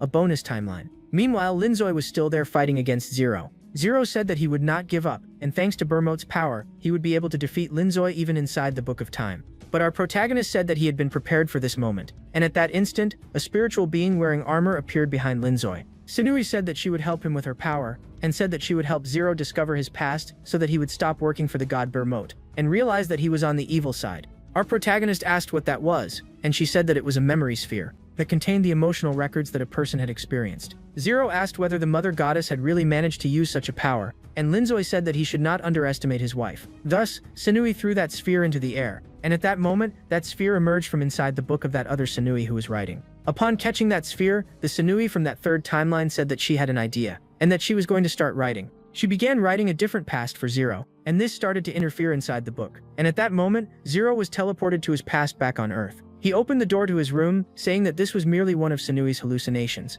created when she threw that sphere into the air. And when he opened the door, he ended up seeing his father and his mother. The boy's mother called him Ling, calling him over for lunch. She even said that she had made the boy's favorite meal, and he stood there thinking that these illusions were rather strange. His father was, as always, reading the newspaper, while his mother said that she had made steamed meat. As he prepared to sit down, he kept telling Sinui, the mother goddess, to stop these hypnosis tricks. However, the smell was delicious, and when he tasted a spoonful, he realized that the flavor really was the same as the food his mother used to make. Ling's father kept making jokes about the food. Then the boy's mother hit his father. After that, she kept asking whether they did not like her cooking, and even said that she put a lot of effort into making tasty meals. He realized that his mother was truly acting exactly the way she always did. It was strange for the hallucinations to be so perfect. He ended up standing up, and his mother asked what he would like to eat the next day. He said that he wanted pork, and he even asked the supposed hypnosis clones of his parents what his favorite game was. His father answered that it was Dragon Quest, and as he kept asking questions to his parents, they kept getting every answer right. At that moment, he realized that it was not a hallucination. These were his real parents. The boy's father even accidentally let it slip that he had been saving money to buy a new game for his son, and the mother went over and took the money from his wallet. After that, she gently patted her son and called him to help her wash the dishes. And so he began reliving the memories of his past, exactly the wonderful life he had on Earth. He even played video games with his father, and at that moment he realized that his life here on Earth had been very good, and he wished that his life could continue like that for all eternity. He even gave a satisfied smile, remembering the good moments he had experienced. However, he managed to return to the book. He realized that those memories were real, and were not merely hallucinations. At that moment, another Zero appeared. This Zero was saying that the time travelers truly believed that after defeating the Demon King, they would be able to return home. He even asked the other Zero whether he had enjoyed that vision he had of Earth and whether he had liked it. That meant that this Zero was a traitor. The boy began saying that no, he was not a traitor. However, this other Zero who had mysteriously appeared pointed his hand forward and began using a power, die, and thus he began casting a spell. However, great chains appeared, telling them to stop. It was Sinui's power, and thus he was chained up. That was the true body of Baramote. Linzoi said that he was not going to stand by and watch Baramote alter the memories of his dear friend Ling once again. It was confirmed, guys. Zero was not actually evil. He had simply been cursed with the spirit of the Demon King. The guy was just unlucky. That is the truth. Laughing, Zero said that he was also going to take Linzoi's body, because both of them belonged to him, since they were the most powerful bodies. Linzoi also did not know that Zero was a good person, and when Sinui sent him into the past, Linzoi saw that that boy had a good heart. He even assured his friend that he would do everything possible to bring him safely back to Earth, because that was where true humans belonged. They never should have come to this place. Baramote, in Zero's body, kept saying that Linzoi was getting too full of himself, believing that he could defeat him. And with an evil laugh, he said that he was also going to take Linzoi's body. At that moment, our protagonist felt something striking directly into his mind. Those chains that had imprisoned Baramote were shattered. And meanwhile, he said that he would impose a restriction on the boy and began chaining up his very own symbolic heart. At that moment, the protagonist's mind was hurled upward. Sinui realized that only her husband's body remained there, and that his mind had been thrown outside the book. All it took was separating the mind from the body so that the body would remain there completely emotionless, and then it would be very easy to take over it. Sinui began shouting, telling Linzoi to resist the pressure, but since that Sinui was merely a projection of consciousness inside the book, he said that it would be very easy to remove her from there. And using only a weak spell, he managed to make that projection of her disappear. She realized that Linzoi's mind was drifting outside the book. Baramote kept laughing and told Zero that he would still regret betraying him in the end. At that moment, the book that Sinui had been writing began to glow. At that moment, Zero was also thrown out of the book. Sinui ran over asking Linzoi if he was okay. At that moment, she realized that he had hidden himself inside the melons. She asked how he had managed to get out of the book she was writing. Then he ended up explaining that he was battling Baramote and that his mind had been thrown out of the book. He had become tiny because that was only the power of his consciousness, and his real body was inside the Book of Time. Sinui began feeling guilty and also became embarrassed by the situation, because it had been thousands of years since she had last seen him. Using her hair, she wrapped the tiny boy up, and with great affection she said that she would protect him. And in the background, Zero kept saying that he was also there watching everything and that it was embarrassing. And the two of them ended up becoming shy. At that moment, the book began moving on its own, until it reached a section that had not yet been finished being written. They wondered how Baramote was managing to rewrite history even while imprisoned inside the Book of Time. Meanwhile, we see that Baramote was managing to control Linzoi's body, and he was only interested in the protagonist's body because it was an extremely powerful body. Thus, he began to undergo brainwashing. Baramote was convincing him to defeat all the Eldritch gods and thus rule the world. They would begin by defeating the humans of planet Earth, because they were responsible for being sent to this world and interfering with Baramote's plan. They ended up passing through that portal, and from above, Baramote kept showing Ling's body how evil these humans were, because they only thought about work and money. Humans do not possess even the slightest bit of kindness, and besides that they are egocentric and also evil. He could very well defeat all humans, Baramote kept saying. However, he would give a countdown, and when the number reached 0, all humans would be reset. He would perform a worldwide reset, creating new laws and a new order throughout the world. At that moment, back in the third timeline, Lilith desperately opened the door. She ended up seeing an embarrassing situation where the tiny Linzoi was being squeezed by Sinui. She misunderstood everything. It was all a misunderstanding, and she apologized for interrupting the goddess's intimate moment. But afterwards, Sinui explained everything to Lilith and said that another timeline was being destroyed by Baramote. A brief explanation here, guys, which Linzoi ended up giving. He said that Baramote had interfered with all timelines, and because the goddess Sinui exists across several timelines, she also has the power to rewrite history. That is why she was writing the story inside that book, which was precisely the book in which he had imprisoned the evil god Baramote. I know it is a little confusing, and if you want to understand a bit more, at the end of this video I will give some explanations because I know the story is a bit complex. Basically, he was trying to convince Lilith to help him return inside the book to stop Baramote from controlling the entire universe. He even made up an excuse, saying that humans can only recharge their power by using the power of the mother goddess's tentacles. And in the background, Zero kept saying that this was a lie, because the boy was shameless. The skull-headed guy appeared, telling the mother goddess to go outside and take a look because something was happening. And when she went outside, she realized that the influence of the evil god Baramote had also affected that timeline. Baru ended up explaining to the mother goddess that Baramote was trying to dominate all timelines. There were a total of 406 timelines. It is a number that I do not even know how to write. Zero said that he had been deceived the entire time and had served as Bahamut's representative, but because of that he learned a few things about the evil god. In reality, that body they had been seeing the entire time was still not the real body. Bahamut was only using Zero's body as a vessel, the boy kept saying. Linzoi asked Sinui if she was ready to save the world, and the girl said that she was ready to face anything by his side. Thus, they decided to go after the other eldritch gods from the first timeline to see whether they would help. Maya said that she was not very interested. Sinui explained that the god Bahamut was going to take over all timelines, but even so, Naya was still not very interested, guys. She even said that she would love to help them, but she needed to sell a few houses because she still had not met her sales target, and if she did not sell that house today, she would be fired. Niv even said that the world was going to be destroyed, so meeting her target would not matter at all. But for a worker, the final day to hit the target was the most sacred thing of all, she kept saying. Next, they went to Ryan, the dragon goddess, to ask for her help in facing the evil god Bahamut. Sinui, as always, explained everything, saying that Bahamut was going to take over all timelines. But time costs money, and since the dragon goddess was very interested in wealth, she kept saying that she would not spend her precious time trying to fight an evil god. Next, they went to Simon's clinic, but the doctor was on medical leave. Naive even asked, how can a doctor be on medical leave? Returning to the third timeline, she became very sad, telling her assistants that the gods were not reliable at all. Linzoi asked whether they could not ask other gods for help, because he knew very well that there were many other gods. She shook her head, saying that they could not count on the others, so all that remained was to try to fight him alone. Lilith tried to warn the mother goddess that it would be very dangerous for her to battle that monster with only herself and Linzoi. But that was not what she was trying to do, guys. She used her power to summon all of her sibling gods.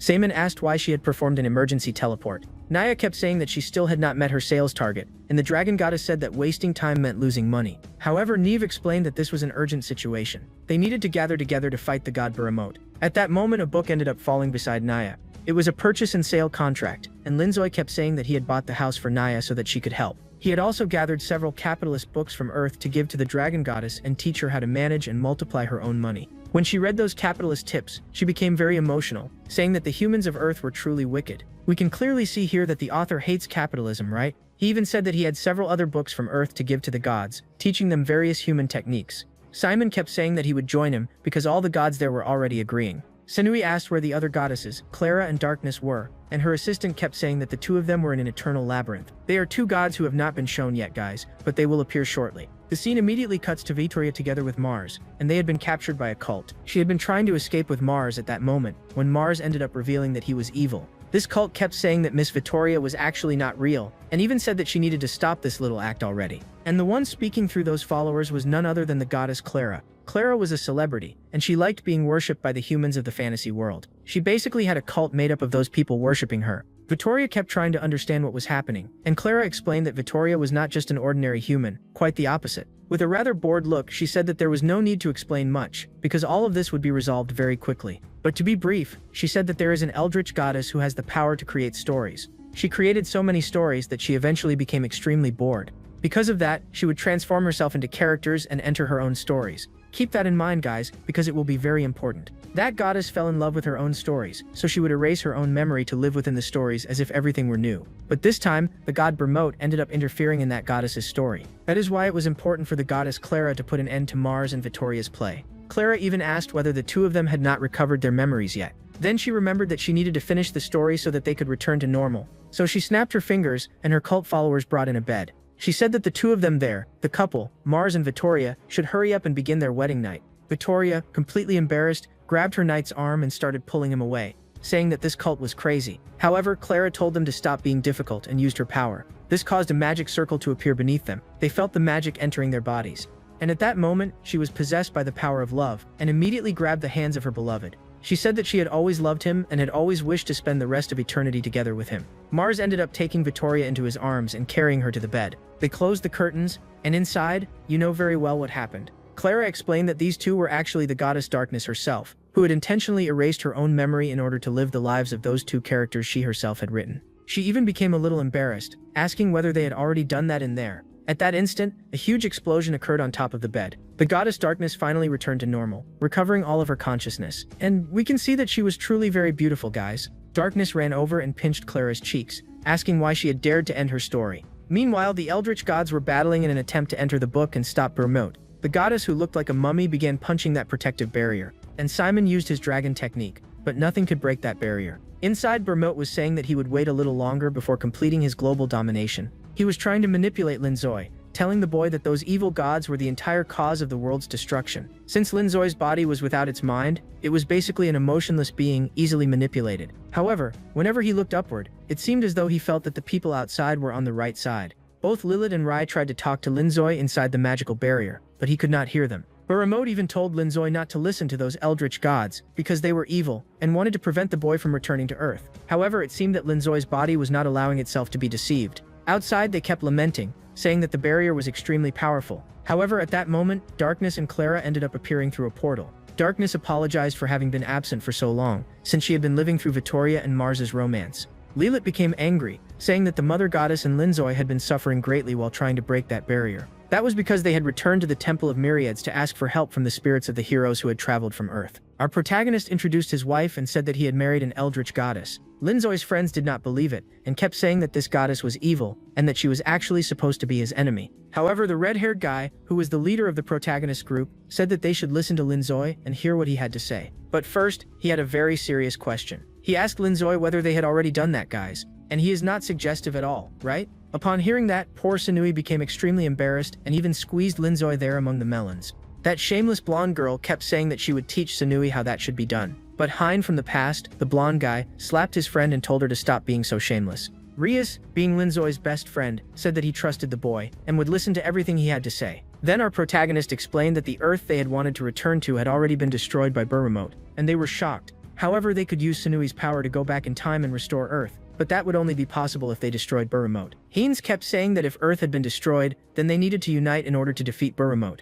At that moment, Sunui began using her power to gather all the spirits. If she could cast a large enough spell, she could teleport everyone inside the magical book. Meanwhile, Darkness was using her feline power. She said that she would break that barrier with her most powerful attack, and with Clara supporting her, she began singing magical songs. However, nothing worked, guys. It seemed that that barrier was truly indestructible. Darkness was even startled, saying that it was the most durable thing she had ever tried to destroy. It seemed to absorb all power. After that, she was thrown backward, and Clara was sent flying, asking whether her friend was alright.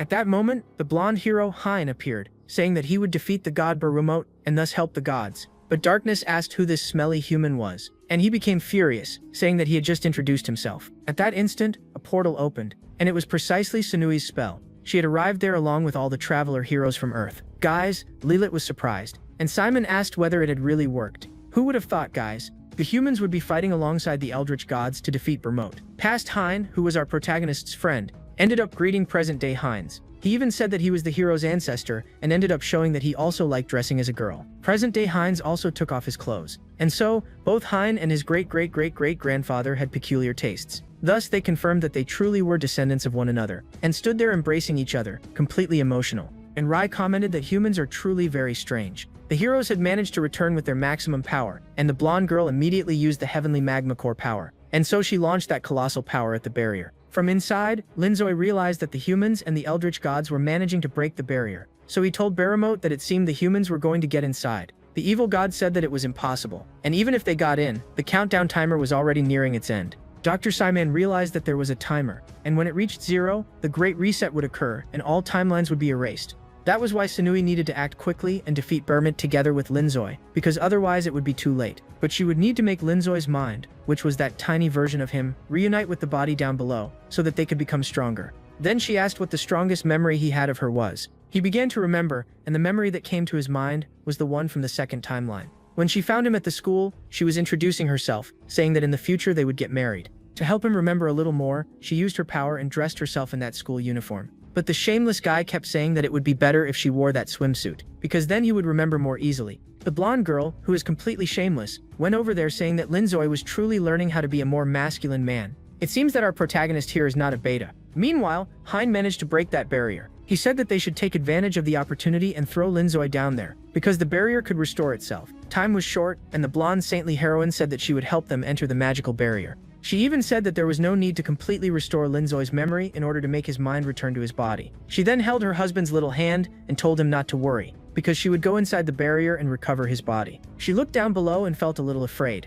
but she needed to act very quickly, because if time ran out, Baramot would erase all timelines. Time was running out, and she ended up entering by herself. Hien said that it would be very dangerous and that she would certainly be eliminated. The Saint even said that the body had probably already been taken over by Baramot. and now Baremote was controlling both Zero's and Linzoi's bodies, and she even thought that if all of them went in there, it would basically be throwing their lives away. Down below, Linzoi said that those people were probably not illusions, since they had managed to break his barrier, and Baremote kept telling Linzoi's body that those people up there were evil people who wished him harm. However, a sweet and gentle voice appeared, saying that all of that was a lie. Neve assured Linzoi that she was real, and that she had only come down there to rescue him because he was the love of her life. The boy's cheeks turned red, but he did not remember her because he had no memories at all. But the girl gave him a very cute smile, and even became annoyed, telling him to stop pretending that he did not know her. With a pouty expression, she wondered whether he really did not remember her. Then she used another tactic. She hugged him and said that she would tell him a secret, revealing that in the future she would be his wife. Linzoi's body ended up pushing her away.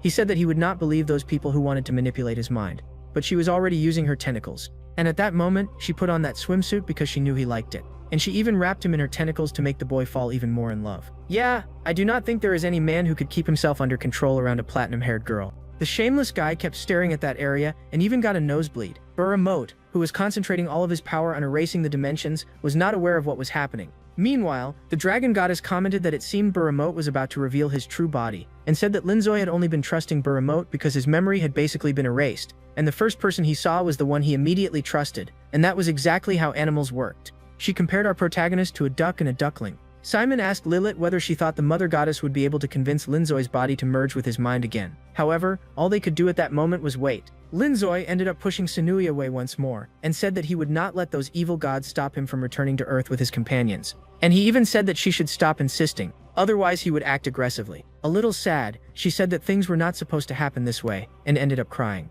And as the tear fell, she said that he had promised her that he would always stay by her side. At that moment, Linzoi's body began to remember everything. He remembered when he performed a summoning and proposed to her, and he also remembered the romantic moments he had spent together with her. All of those memories began flooding into his mind, and so, little by little, his memory began entering his body, and his mind began filling his entire brain. A bright light began shining intensely, and from above, the tiny little mind of Linzoi merged with him. And thus, the fusion began to happen, and Baremote realized that his plan was being threatened. Linzoi was the only living being in the entire universe who could possibly stop Baremote's plans.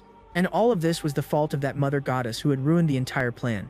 Because of that, Baremote said that he would eliminate her and launched a spell toward the girl. She was about to be struck directly. However, Linzoi managed to stop it at the last instant, and furiously, he asked how that evil god Baremote dared to attack his wife. He ended up holding Sunui by the waist, and completely happy, she asked whether he had remembered everything. And he said that he had and even apologized. The countdown had reached 3. Darkness lamented, saying that the entire universe would be reset. And at that moment, Baremote began revealing his true body. He laughed, saying that his plan had been completed and that he would be the victor. Thus, the number reached 0, and the Great Reset began as his body awakened. Gigantic tentacles began appearing across all timelines, and he started destroying numerous cities. The apocalypse had begun across all earthly planes. Darkness said that their plan had failed, that they had arrived too late, and that Linzoi would no longer be able to defeat this supreme evil god. Baremote's tentacles began spreading throughout the entire universe, and Sunui stood there, deeply worried, asking Linzoi what they should do, but he said that he had been prepared from the very beginning. He had devised a plan to defeat the gods, so he believed that the magic he had prepared would work against Baremote.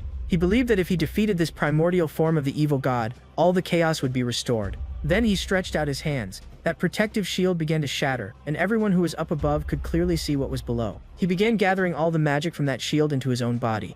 This was a spell that he had been preparing for more than 1,000,000 years. Baremote rushed forward to attack him, but then he used the primordial sphere of rebirth, and thus a gigantic arrow shot toward Baremote. The tentacles were already almost reaching him, but then that arrow struck Baremote's epicenter. The monster began screaming in pain, and Lilith was surprised because it seemed to be working. The attack was so powerful that Baremote began to be hurled away. It was destroying the monster from the inside out, and so a massive explosion occurred. The mummy goddess grew gigantic and protected the other gods from the explosion. And so everyone started running toward our protagonist to see if he was still alive. Lilith noticed that Sunui was safe, and she was there carrying her husband. With a smile, they said that Baremote had finally been annihilated. And so they all began celebrating. With tears in his eyes, Hein said that although Earth no longer existed, they would at least be able to say that they had avenged their homeland. Linzoi ended up extending a goblet, and the one who appeared there was Simon. And the woman kept asking when exactly he had shown up. Then our protagonist revealed that Simon had actually discovered a way to bring Earth back.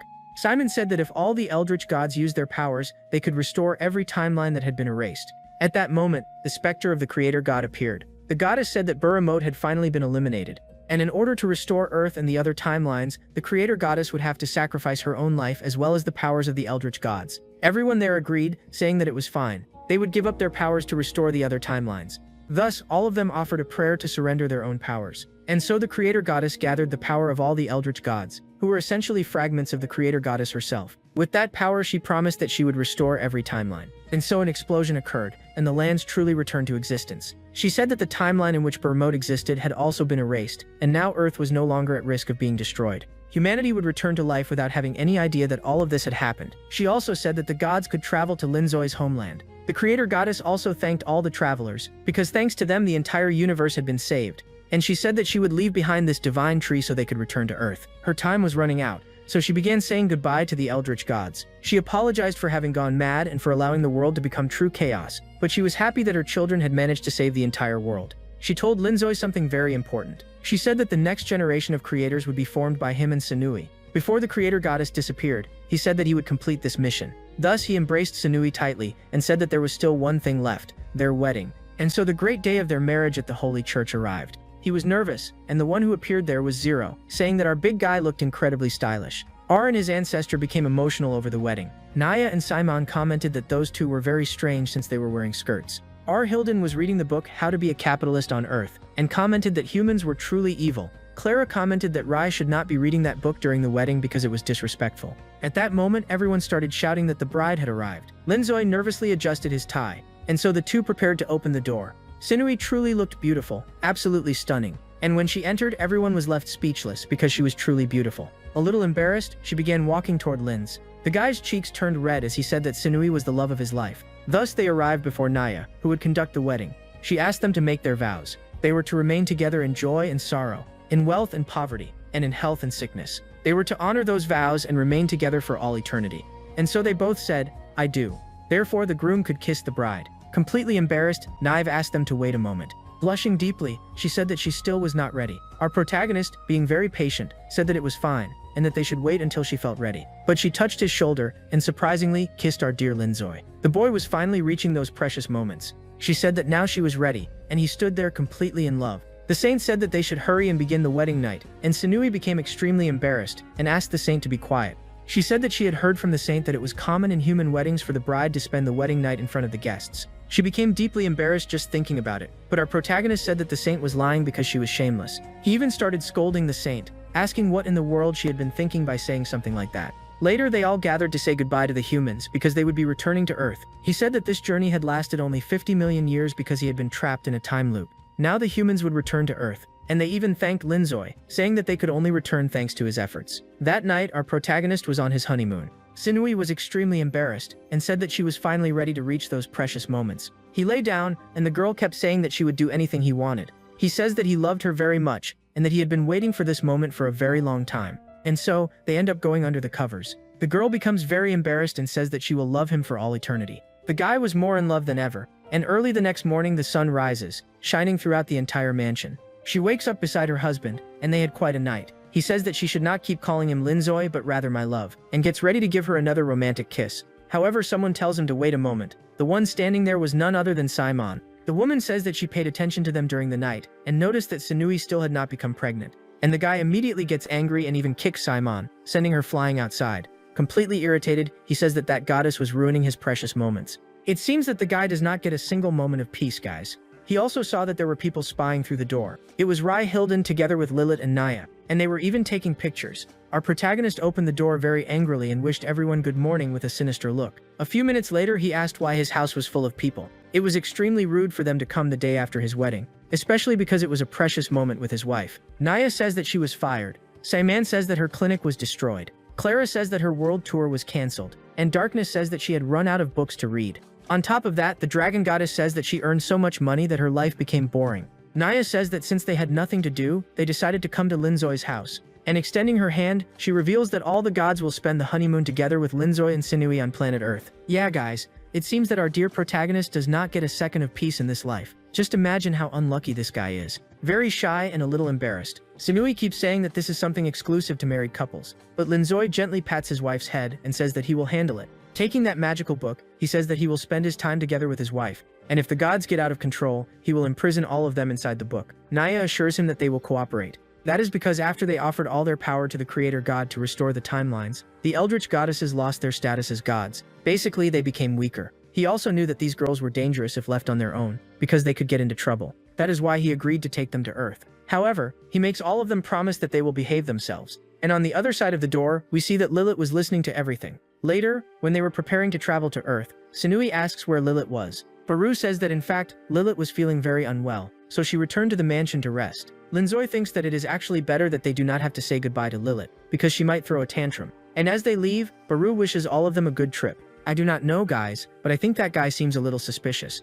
At that moment, the carriage arrives on Earth. He decides to use his power to transform that carriage into a modern car so as not to attract too much suspicion. However, Sunui comments that Lilith is right there in front of them. She even asks her secretary when she arrived on the human planet. But then Lilith begins gathering magical power. She clenches her fist, and immediately afterward she fires that magical power at Linzoi and Sunui. She had erased their memories, and our protagonist ended up waking up in his bedroom. He turned off the alarm clock and got up to go to the bathroom, but when he opened the door, he got quite a scare. Sunui was in his bathroom taking a shower. He asked who this girl was and what she was doing there. She also did not know who he was, and immediately grabbed the hot water shower head and sprayed the boy with it. At the bus stop wearing a school uniform, he looks at that mysterious girl and asks what she is doing there. She was very beautiful. In fact, she was far too beautiful, so he says. Earlier he had called the police saying that this girl had broken into his house, but the police officer said that it was nothing serious and told him to stop making prank calls. This girl seemed to have absolutely no idea about anything. She did not know how anything in the modern world worked. She did not know how to brush her teeth or even do basic skincare. At that moment, Sunui approaches and asks what that device he was fiddling with was. Lilith had simply erased our protagonist's memories and made the two of them live as if they were complete strangers. The story is going to get much crazier from this point onward, guys. If you think the story ended just by defeating Baramot, you are very mistaken. Returning to the story, the girl does not even know what a cell phone is, much less what it is used for. She also asks why everyone was standing there in that place. And Linzoi explains that they are waiting for the bus to go to school. As soon as the bus arrives, he gets on and looks back, asking whether the girl is not going to get on as well. At that moment, the door closed and he realized that she had remained standing outside. So he shouted for the driver to wait a moment because the girl had been left behind. Next, the driver opened the door and Linzoi pulled Niv's hand saying that she needed to move quickly. The guy was literally calling her slow. In her mind, she kept wondering why he was being so kind to her. It almost felt as though she knew him from somewhere. Then, she remembered the dream she had that night, where she had a wonderful night with Linzoi. The girl became completely shy and asked herself why she was thinking such naughty things. The bus shook quite a lot, and she slipped, falling on top of Linzoi. Very embarrassed, she apologized, and he asked worriedly if she was alright. A few minutes later, they arrived at school. The girls became completely excited, saying that Linzoi had returned to classes. Sunui ended up tugging on the sleeve of Linzoi's clothes. She said that she had the impression that she knew him, and even asked whether they had been close. In a somewhat rude manner, Linzoi told her to stop bothering him. He thought that she was just another one of his fans. Meanwhile, someone appeared and kicked the poor guy in the face. The one standing there was Lilith, and she said that that jerk should stop bothering her lady. Linzoi said that he did not know who that red-haired girl was, much less why she had angrily kicked him. Lilith told him to stop bothering Miss Sunui. Wait a second, who are you? I do not know you. The girl introduced herself, saying that she was Miss Sunui's best friend and that her name was Lilith. At that moment, Linzoi's fan club became extremely furious, since the red-haired girl had struck the one they loved. However, Lilith became extremely angry and asked how those foolish humans dared to threaten her. But the fan club did not back down, guys. They stood there looking for a fight. And the one who appeared to calm the students down was the principal himself. He said that young people were very energetic but that they should focus on their studies, and thus Linzoi's fan club ran away. Lilith made a mischievous face because she realized that her plan had worked, and that Miss Sunui no longer remembered her husband. From a distance, Clara was noticing Lilith's entire evil plan. She even sent a message in the Eldritch Gods group chat, saying that Lilith had found some way to cast a spell that erased Linzoi's memory, and also the Mother Goddess's memory. But one of the comments told Clara that it would be impossible for Lilith to erase the Mother Goddess's memories, and that someone more powerful must be behind it. Probably someone wanting to take the Creator God's throne, since the descendant who would become the next god would be the child of Linzoi and Sunui. That is why some evil god was trying to interfere. Yeah guys, it seems that simply defeating Baramot was not enough. Lilith was trying to convince Sunui that Linzoi was a bad person. And in the group they kept commenting, saying that Lilith was probably working with someone to prevent the Mother Goddess Sunui from having a child with Linzoi. Because of that, the gods planned to discover what was happening. Next, Lilith kept saying that Sunui should not get close to that scoundrel. But Sunui said that she did not know this Lilith, and asked why she was pulling her arm. At that moment, Lilith turned around and said that the Mother Goddess liked making jokes, and even asked whether she truly did not remember her best friend. But Sunui did not remember, guys. It seemed that Lilith had erased the memories completely. The red-haired girl started crying, saying that this was not supposed to happen. And through her tears, she asked whether it was true that the Mother Goddess did not recognize her. That crying ended up attracting the attention of the other students, who stood there watching. Deep down, she was wondering what had gone wrong, since Sunui was only supposed to forget Linzoi and not everyone else. But since Sunui had forgotten her, perhaps that was actually good, because she could take advantage of it. So she began saying that the two of them had actually been extremely close, and started giving some misleading ideas. Guys, since you already know that she is in love with Sunui. She even kept saying that the two of them had shared a very deep friendship, if you know what she means. And unintentionally, Sunui ended up moving her tentacles. Without meaning to, Sunui placed the tentacles in a forbidden place, and that left both of them embarrassed. Next, Lelit said that it was not a problem because they were best friends. I do not know what kind of best friends do that, but alright. After that, they went to a convenience store to buy some snacks. Sunui asked what kind of thin layer covered the bread, because it was very strange. And since Lelit did not know either, she made something up, saying that it was dried slime jelly. Next, Sunui asked how they managed to keep the cabinet so cold, and the red-haired girl lied again, saying that it was some kind of freezing magic. She was basically making excuses just to avoid admitting that she knew nothing about the human world. After that, they reached the checkout counter, and the store clerk said that the total cost was 12 coins. Lelit had done some research and saw that humans made payments using their cell phones. Then she unlocks the screen and shoves the phone in the employee's face, asking if that was how you made the payment. The guy gets angry, saying that she must read that QR code, but Lelit, she didn't know how to do that and starts to get worried. However, someone appears and makes the payment. Linzoi said he was paying for those sweets for Sunui, because she was a very kind girl, and Lelit stands there dying of jealousy. He approaches and hands that bread to the girl, saying that next time she could ask him for help. She gives a very cute smile, thanking him. And I bet that right then the guy completely melted. Later in the classroom, he keeps thinking about Sunui, and said she was so beautiful she looked like a manga protagonist. The guy was so in love that he started drawing her in his notebook. At that moment, he realized he was truly feeling in love, and began tearing out the page, no matter what he thought. In the end, he always remembered Sunui. Then, at that moment, a woman, who was the teacher, right? The disguised Simon, introduces Sunui as a new student, and even tells the girl to sit behind the protagonist. He looks outside and sees Lit all angry, and Simon keeps telling her to stop getting in the way of the two of them. The female Simon, she was there disguised as a teacher, only to make the two of them fall in love again, and have a child. It was typical of a romance anime to place the protagonist next to his beloved, near the window. The wind blows and a little leaf ends up hitting the girl's nose, and because of that she sneezes, causing her tentacles to bloom. The boy got a huge fright, because it was not normal at all for girls to have tentacle hair. Since she had no memory at all, she can't control the tentacles, and immediately goes to grab him. The students find this very strange, and immediately grab a phone to record it and post it online. All nervous, she apologizes to Linzoi, and says she doesn't know what's happening to her hair. He realized the girl was an ordinary girl, and was in a panic about this situation.